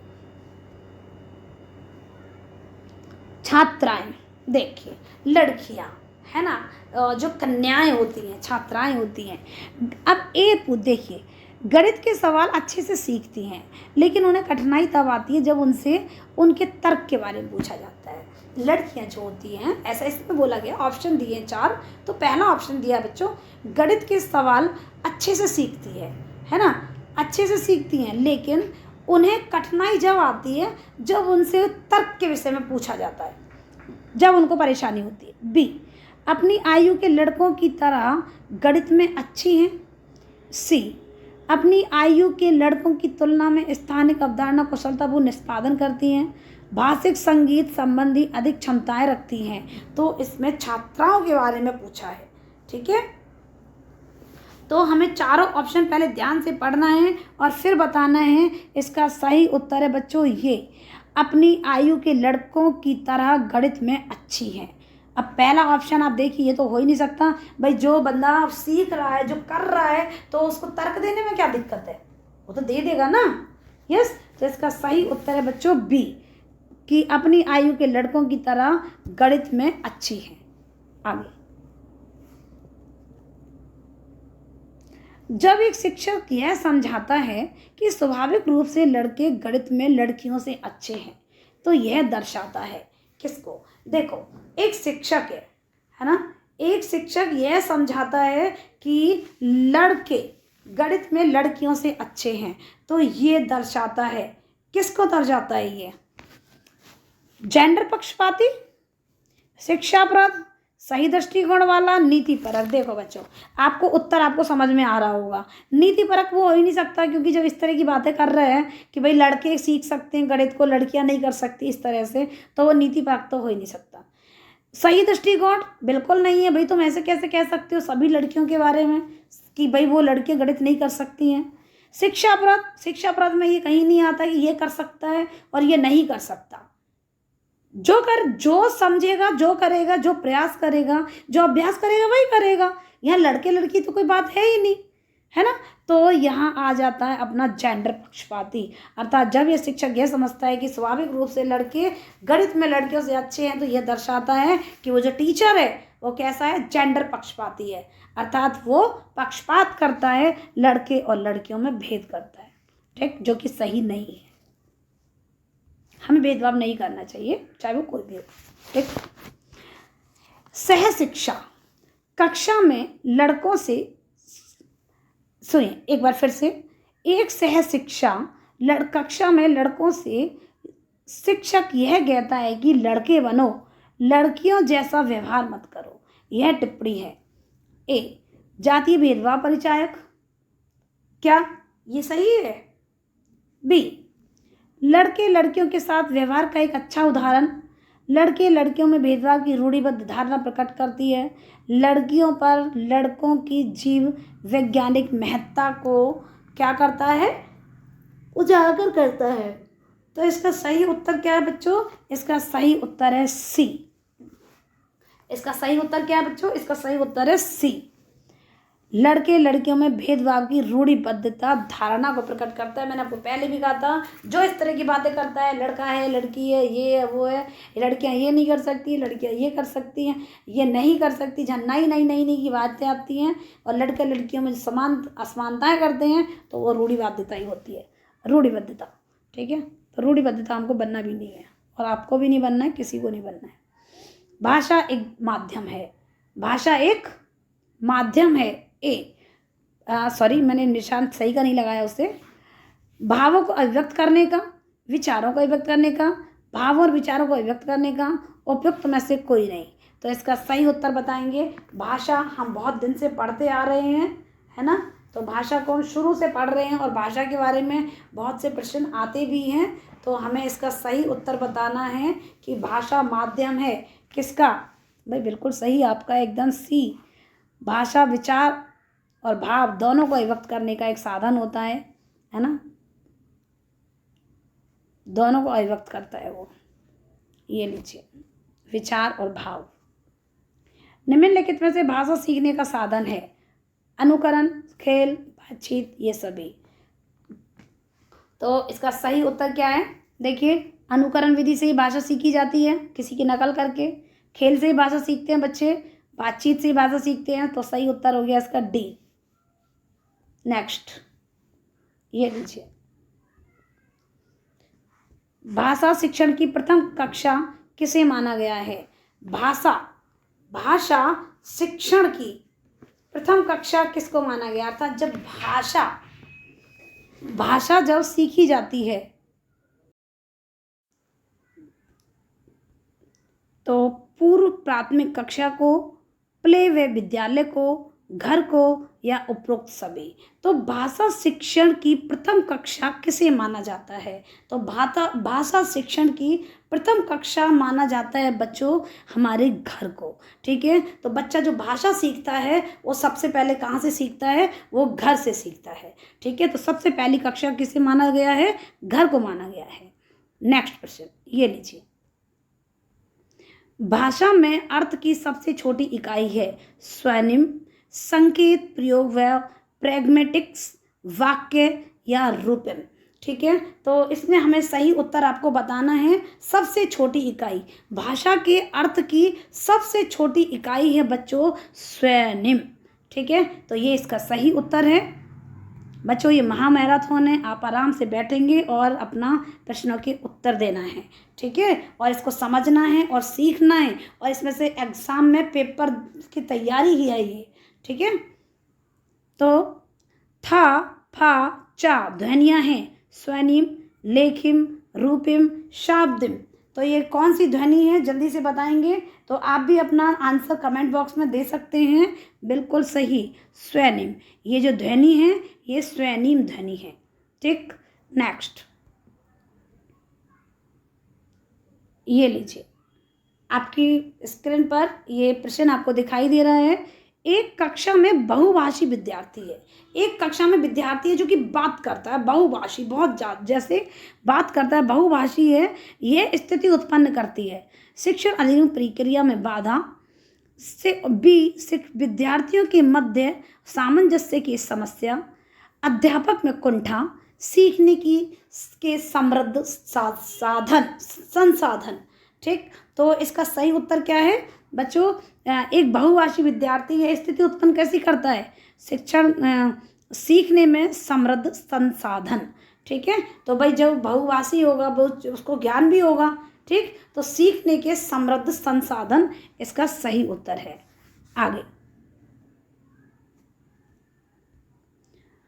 वर्तमान समय में बाल केंद्रित शिक्षा पर जोर दिया जाता है। आपको पता है आज हमारे समय में, आज हमारी जो शिक्षा है वो कैसी है? वो बाल केंद्रित पर आधारित है ना, बाल केंद्रित शिक्षा पर आधारित है और इसी पर ही ध्यान दिया जाता है और इसी के आधार पर बच्चों को शिक्षा दी जाती है। तो बाल केंद्रित शिक्षा पर जोर दिया जाता है। ठीक है, तो निम्नलिखित में से कौन सी बाल केंद्रित शिक्षा की विशेषता नहीं है? कौन सी बाल केंद्रित शिक्षा की विशेषता नहीं है? ए, बालक के सर्वांगीण विकास पर जोर देना, बालक के मनोवैज्ञानिक मनोविज्ञान को समझना। सी, बालक को केवल तथ्यात्मक ज्ञान से अवगत कराने पर जोर देना। बालक के मनोविज्ञान को समझते हुए समस्याओं को दूर करना। तो इसका सही उत्तर क्या है? तो बच्चों, जो बाल केंद्रित शिक्षा पर जोर दिया जाता है, इनमें से बाल केंद्रित शिक्षा की विशेषता नहीं है। हम इसको नहीं को ध्यान से देख लेंगे, नहीं है वो हमें बताना है, ठीक है। तो बालक के सर्वांगीण विकास पर जोर देना, भाई ये तो है। बालक के मनोज्ञान विज्ञान को समझना, ये भी है। तो बालक के केवल तथ्यात्मक ज्ञान से अवगत कराना, ये गलत है। केवल, केवल, अब केवल आया ना यहाँ पे, नहीं से संबंधित, तो इसका सही उत्तर क्या है? ये बालक के केवल तथ्यात्मक की क्यों भैया, सर्वांगीण विकास चाहिए बच्चे का, ठीक है। तो यही है नहीं। ये नेक्स्ट, शिक्षक समाज में ईश्वर का प्रतिनिधि है, यह कथन है। तो शिक्षक समाज में ईश्वर, शिक्षक समाज में ईश्वर का प्रतिनिधि है, तो कौन है? एबिंगहास, थॉर्नडाइक, जॉन डीवी या फिर स्किनर? बिल्कुल सही, एक बार में डी, स्किनर, ठीक है। स्किनर को बोला गया है हमारे शिक्षक समाज में ईश्वर का प्रतीक, ठीक है, सॉरी प्रतिनिधि माना गया है हमारे स्किनर जी को, ठीक। आइए करते हैं आगे। ये लीजिए, ज़्यादातर इस तरह के प्रश्न पूछे जाते हैं। बुद्धि लब्धि का प्राप्तांक करने हेतु सही विधि कौन सी है बच्चों? ए, मानसिक आयु बटे कालक्रमिक आयु 100 गुणा 100, या बी, कालक्रमिक आयु बटे मानसिक आयु गुणा 100, या फिर कालक्रमिक आयु मानसिक आयु गुणा ये बटे ये, और या फिर उपरोक्त सभी। तो आप इसका सही उत्तर बताएंगे। तो इसका सही उत्तर क्या है?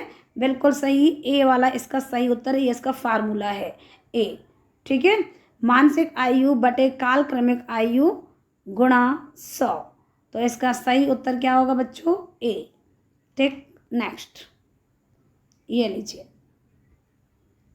निम्न में से किसने सर्वप्रथम बुद्धि लब्धि शब्द को परिभाषित किया है?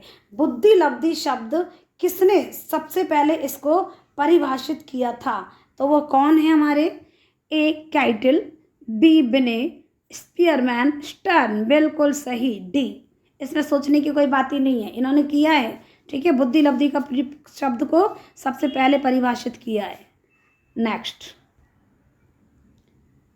आपकी कक्षा का एक विद्यार्थी राजू एक सृजनशील छात्र है जो उसकी बुद्धि का स्वरूप होगा, ठीक है। एक छात्र है आपकी कक्षा में, राजू उसका नाम है, वो सृजनशील छात्र है, ठीक है। तो उसकी बुद्धि का स्वरूप कैसा होगा? औसत से कम हो ही नहीं सकता, औसतन नहीं, औसत से अधिक, क्योंकि वो क्या है? वो एक सृजनशील छात्र है, इसीलिए, ठीक है। तो ये औसत से अधिक, ठीक है, जब तो सृजनशील है। नेक्स्ट, बुद्धि का प्रकार नहीं है ना? तो बुद्धि का प्रकार नहीं है, तो इसका सही उत्तर हमें जानना है आपको। तो सबसे पहले आपको क्या करना है?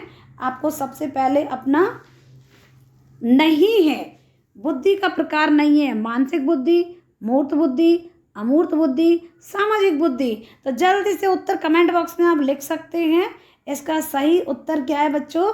बिल्कुल सही, मानसिक बुद्धि, क्योंकि मूर्त बुद्धि भी है, अमूर्त बुद्धि भी है, सामाजिक बुद्धि भी होती है, मूर्त बुद्धि भी होती है, अमूर्त बुद्धि भी होती है, लेकिन मानसिक बुद्धि नहीं होती है, ठीक है।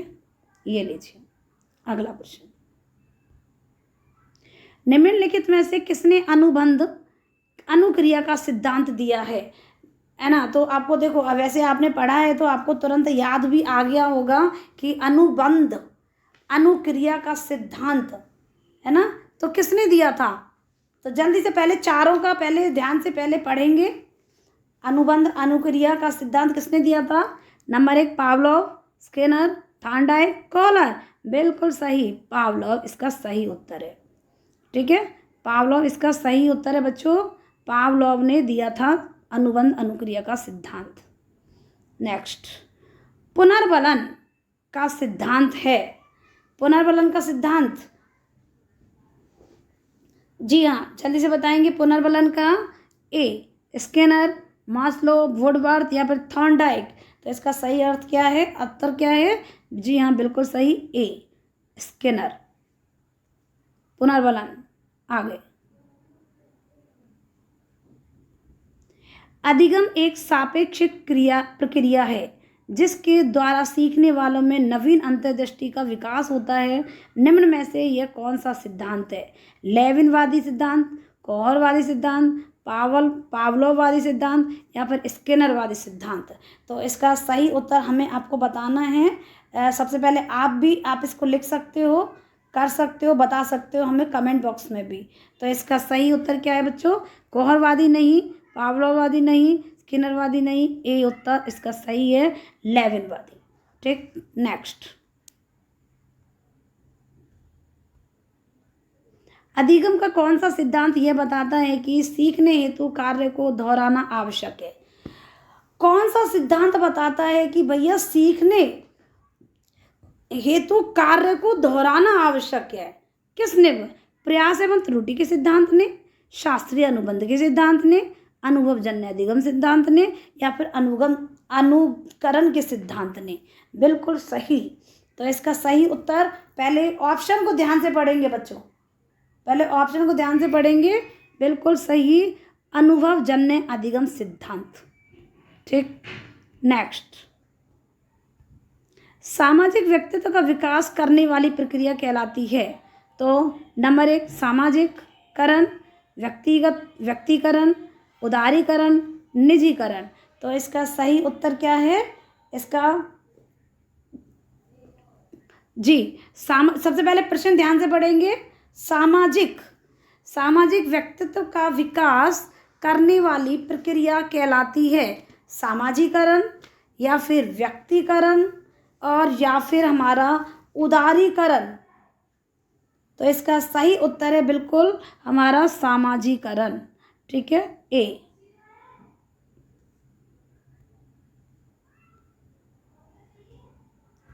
नेक्स्ट, बच्चों में सामाजिकरण का मुख्य साधन क्या है? घर, सड़क, मंदिर, तालाब। तो बच्चों, सामाजिकरण का मुख्य साधन क्या है? क्या सड़क नहीं, तालाब नहीं, मंदिर नहीं, घर। घर बच्चों के सामाजिकरण का मुख्य साधन है। ठीक है, नेक्स्ट।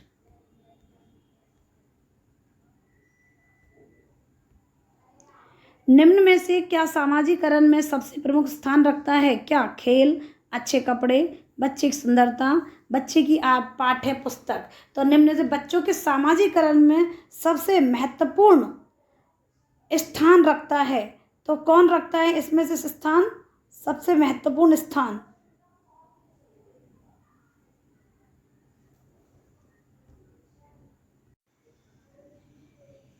जी, तो इसका सही उत्तर क्या है? इसका सही उत्तर है बच्चों अपना खेल। ठीक है, प्रमुख स्थान है हमारा ये खेल। सामाजिकरण, बच्चों में सामाजिकरण का सबसे प्रमुख स्थान रखता है हमारा खेल। नेक्स्ट, ये लीजिए, फ्राइड है ना। फ्राइड जो है हमारे मनोवैज्ञानिक जी, फ्राइड के अनुसार किसी बच्चे में सामाजिकरण की प्रक्रिया हेतु सर्वोत्तम आयु है कितनी? ए 3 वर्ष, बी 5 वर्ष, सी 8 वर्ष और डी हमारी 12 वर्ष। तो इसका सही उत्तर क्या है बच्चों? बिल्कुल सही, 3 भी नहीं है, 5। कितनी है बच्चों? 5 वर्ष। 5 वर्ष, बी इसका सही उत्तर है। ठीक, नेक्स्ट, बी, ये लीजिए, मानसिक स्वास्थ्य का उद्देश्य नहीं है। ठीक है, तो मानसिक जो स्वास्थ्य होता है, जो मनुष्य का जो मानसिक होता है, मानसिक स्वास्थ्य का उद्देश्य नहीं है। तो ए, अधिकतम प्रभावोत्पादकता और संतुष्टि, या फिर जीवन की वास्तविकताओं को स्वीकार करना, तेज गति से आर्थिक विकास करना, या फिर व्यक्तियों का आपसी सामंजस्य मानसिक स्वास्थ्य का उद्देश्य नहीं है। तो इसका सही उत्तर क्या, अधिकतम प्रभावों को संतुष्टि नहीं, ये नहीं हो सकता।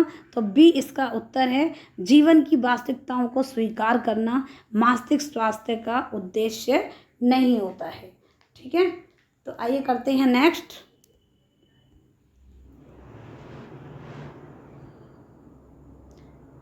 कौन सा कारक मानसिक स्वास्थ्य को प्रभावित नहीं करता है? कौन सा कारक मानसिक स्वास्थ्य को प्रभावित नहीं करता? ए शारीरिक, बी सामाजिक, सी धार्मिक या डी आकस्मिक। तो इसका सही उत्तर क्या है? जी हाँ, तो इसका सही उत्तर है बच्चों सी धार्मिक। मानसिक स्वास्थ्य को प्रभावित नहीं करता है, ये मानसिक स्वास्थ्य को प्रभावित नहीं करता। शारीरिक भी प्रभावित करता है मानसिक को, और तुम्हारा सामाजिक भी करता है, आकस्मिक भी करता है, लेकिन ये धार्मिक जो है इसका सही उत्तर है धार्मिक। ये मानसिक स्वास्थ्य को प्रभावित नहीं करता किसी भी तरह से। नेक्स्ट,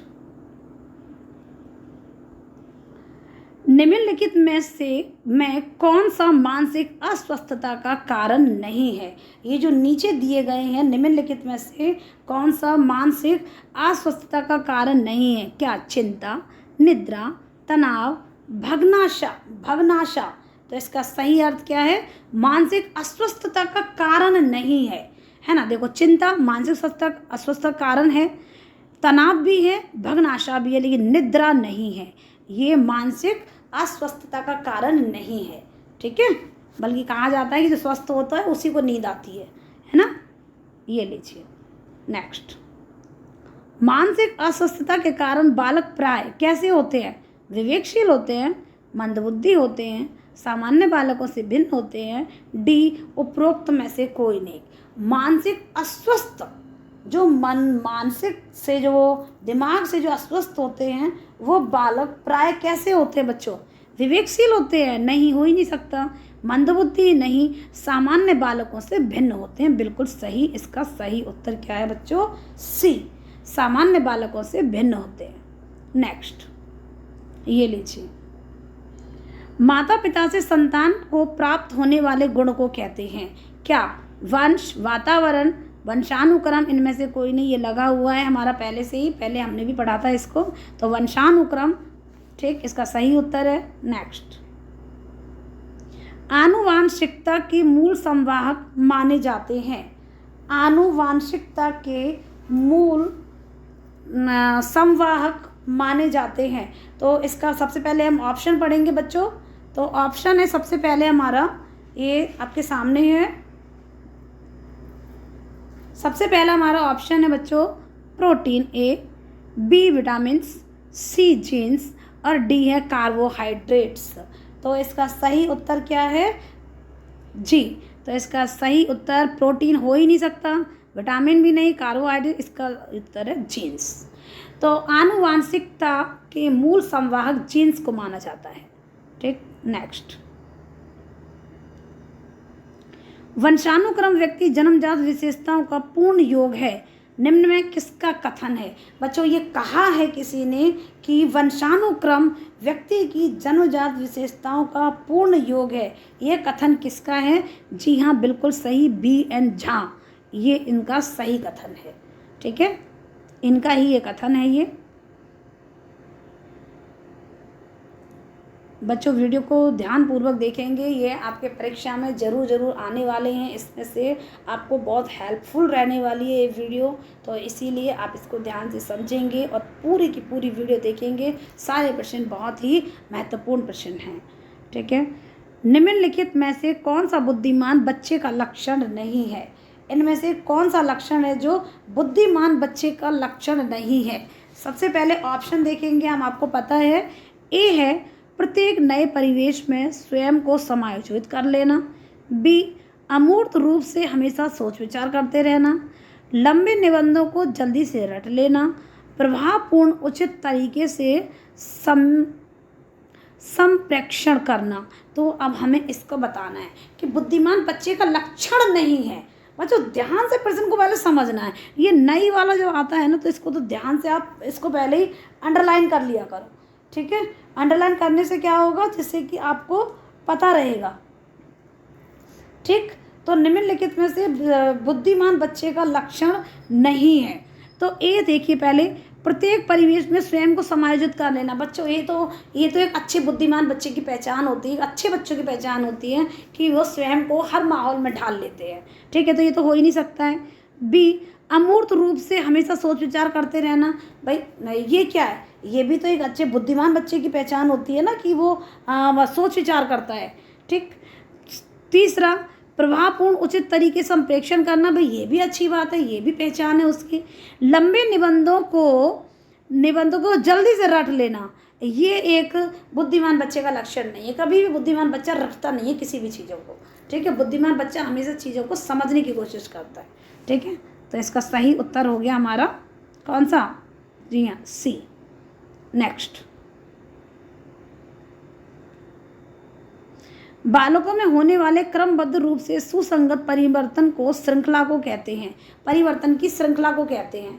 बालकों में जो होने वाले क्रमबद्ध रूप से सुसंगत, है ना, जो रूप से जो होता है अपना सुसंगत परिवर्तन की श्रृंखला को क्या कहा जाता है? क्या कहते हैं इसको बच्चों? वृद्धि कहते हैं, विकास कहते हैं, संस्कृति कहते हैं, समावेशन कहते हैं। तो इसको क्या कहते हैं बच्चों? इसको हम विकास कहते हैं। ठीक है, तो इसका बी इसका सही उत्तर है। नेक्स्ट,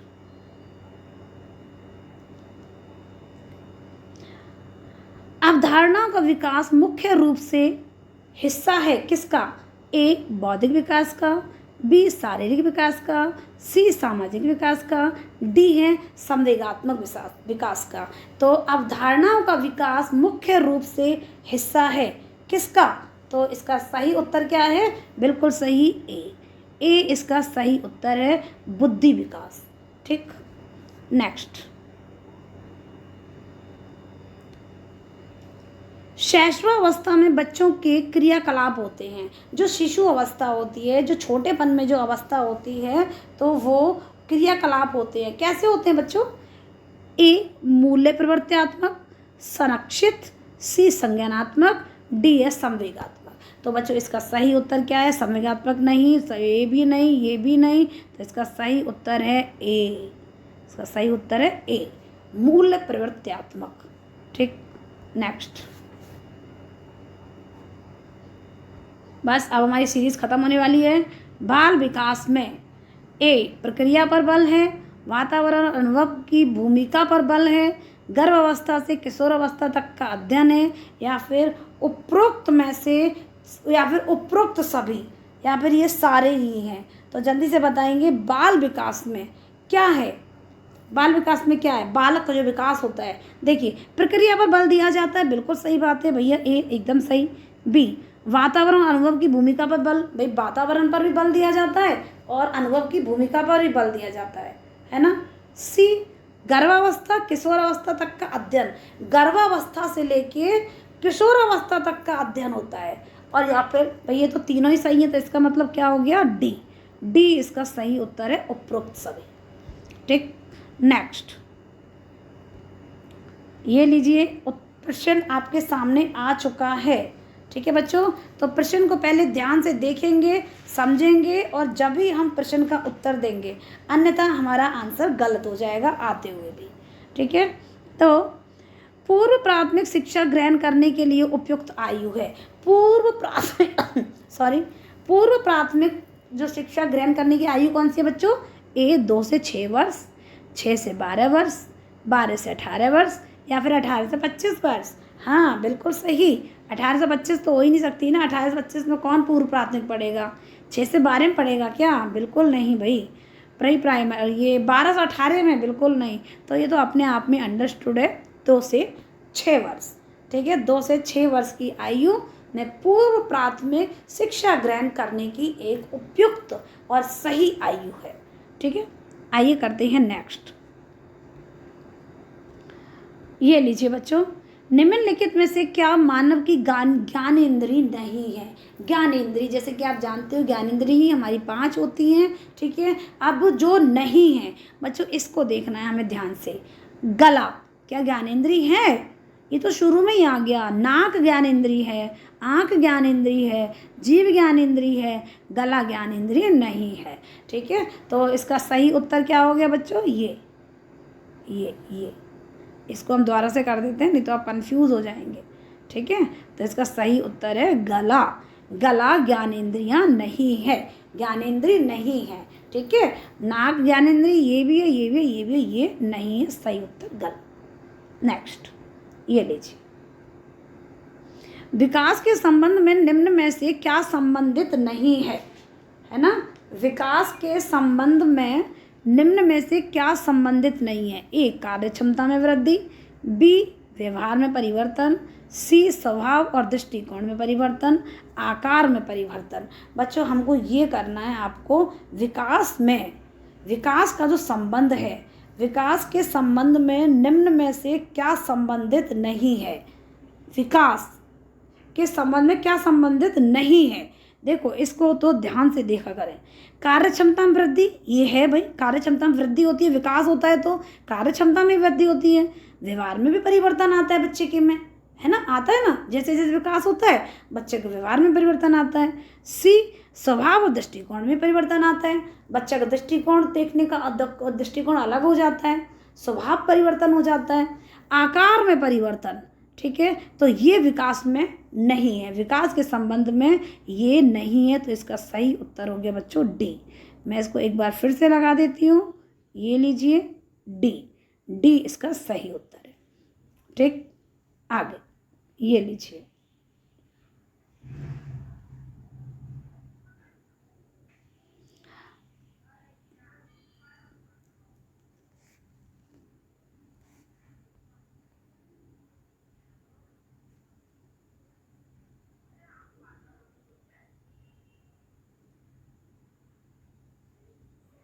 आइए, आप अपनी कक्षा में बच्चों में ईमानदारी की शिक्षा देना चाहते हैं, इसके लिए आप क्या करेंगे?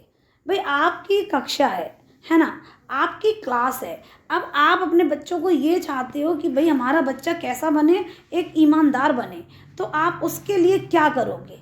है ना, तो क्या करोगे बच्चों? तो ए, बेईमान बच्चों को कठोर दंड देंगे क्या? बी, बच्चों के समक्ष ईमानदारी के महत्व विस्तार पूर्वक प्रकाश डालेंगे। सी, ईमानदार बच्चों को पुरस्कृत करेंगे, बच्चों को ईमानदार व्यक्तियों के प्रति सफलता, है ना, एक सेकेंड इसको ऊपर कर देते हैं थोड़ा सा, सफलता का उदाहरण देंगे। क्या करेंगे बताइए, आप ही बताइए, और कमेंट बॉक्स में जरूर लिखेंगे इसका उत्तर। हमें ईमानदारी का वो करना है। तो बेईमान बच्चों को कठोर दंड देंगे, भाई ये तो बिल्कुल गलत है ना, ऐसे थोड़ी ना वो ईमानदारी के लिए प्रेरित होंगे। ठीक, आप अपनी कक्षा में बच्चों में ईमानदार करना चाहते हैं ना, ईमानदारी की कक्षा देना चाहते हैं, ईमानदारी की शिक्षा देना चाहते हैं, तो बेईमान बच्चों को कठोर दंड देंगे तो नहीं होगा। बच्चों के समक्ष ईमानदारी के महत्व पर विस्तार पूर्वक प्रकाश डालेंगे, नहीं, कोई नहीं सुन पाएगा।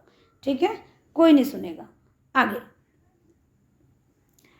बच्चों को ईमानदार व्यक्तियों की सफलता का उदाहरण देंगे, नहीं, तो ईमानदार बच्चों को पुरस्कृत करेंगे, ये बिल्कुल सही है। जैसे ईमानदार बच्चों को जब वो पुरस्कृत किया जाएगा कि भैया ये बच्चा बहुत ही ईमानदार है, ऑनेस्ट है, ये बिल्कुल भी बेईमानी नहीं करता है, ये बहुत ईमानदारी है और हर काम बहुत अच्छे से करता है, अगर आप हर कार्य के प्रति ईमानदारी से करता है हर कार्य को, इस तरह से जब बच्चों को आप और फिर उनको पुरस्कृत करेंगे, तो जो भी बेईमान है या मतलब जो कुछ भी ऐसा कदम उठाते हैं तो उनके मन में भी आएगा कि हमें भी ईमानदार बनना चाहिए, और ईमानदार बनने से इस तरह से पुरस्कृत किया जाता है, हो सकता है हमें भी कभी इसी तरह से हमारे गुरुजी हमें पुरस्कृत करें। ठीक है, तो इसका सही उत्तर क्या है बच्चों? ये सी, ईमानदार बच्चों को पुरस्कृत करेंगे, जिससे कि वो बच्चे भी प्रोत्साहित हों, वो बच्चे भी मोटिवेट हों उन्हें देखकर। ठीक है, किन्हें देखकर? उन जिनको इनाम मिल रहा है, उन बच्चों को देखकर वो मोटिवेट हो, अपने आप स्वतः ही उनके मन में आए कि हमें ऐसा काम नहीं करना चाहिए, अगर हम भी आज ऐसा काम नहीं करते तो आज हमको भी इस तरह से इनाम मिलता। ठीक है, तो इसीलिए ये प्रक्रिया सबसे अच्छी है। तो थैंक यू, धन्यवाद, बहुत बहुत धन्यवाद सभी का क्लास में जुड़ने के लिए। और बच्चों अब बस सीखते रहिए, करते रहिए और आप इस ये जो पीडीएफ है पूरा 111 का जो पीडीएफ है महामैराथन, आप इसको अच्छे से याद करेंगी, पढ़ेंगी ध्यान से, पेपर से एक दिन पहले भी और आज और पहले भी पढ़ना है और बाद में भी पढ़ना है, ठीक है। मतलब पेपर देने जब जाएंगे जब भी आपको पढ़ना ही है, ठीक। तो आई थिंक मुझे आशा आप सभी को ये वीडियो बहुत पसंद आई होगी। नमस्कार, धन्यवाद। इसी तरह की वीडियो आती रहेंगी। अब सब्जेक्ट वाइज वीडियो आएंगी, शॉर्ट्स भी आएंगे। चैनल पर बने रहिए, वीडियो को लाइक करिए, शेयर करिए और चैनल को सब्सक्राइब करना बिल्कुल भी ना भूलें, ठीक। नमस्कार, धन्यवाद।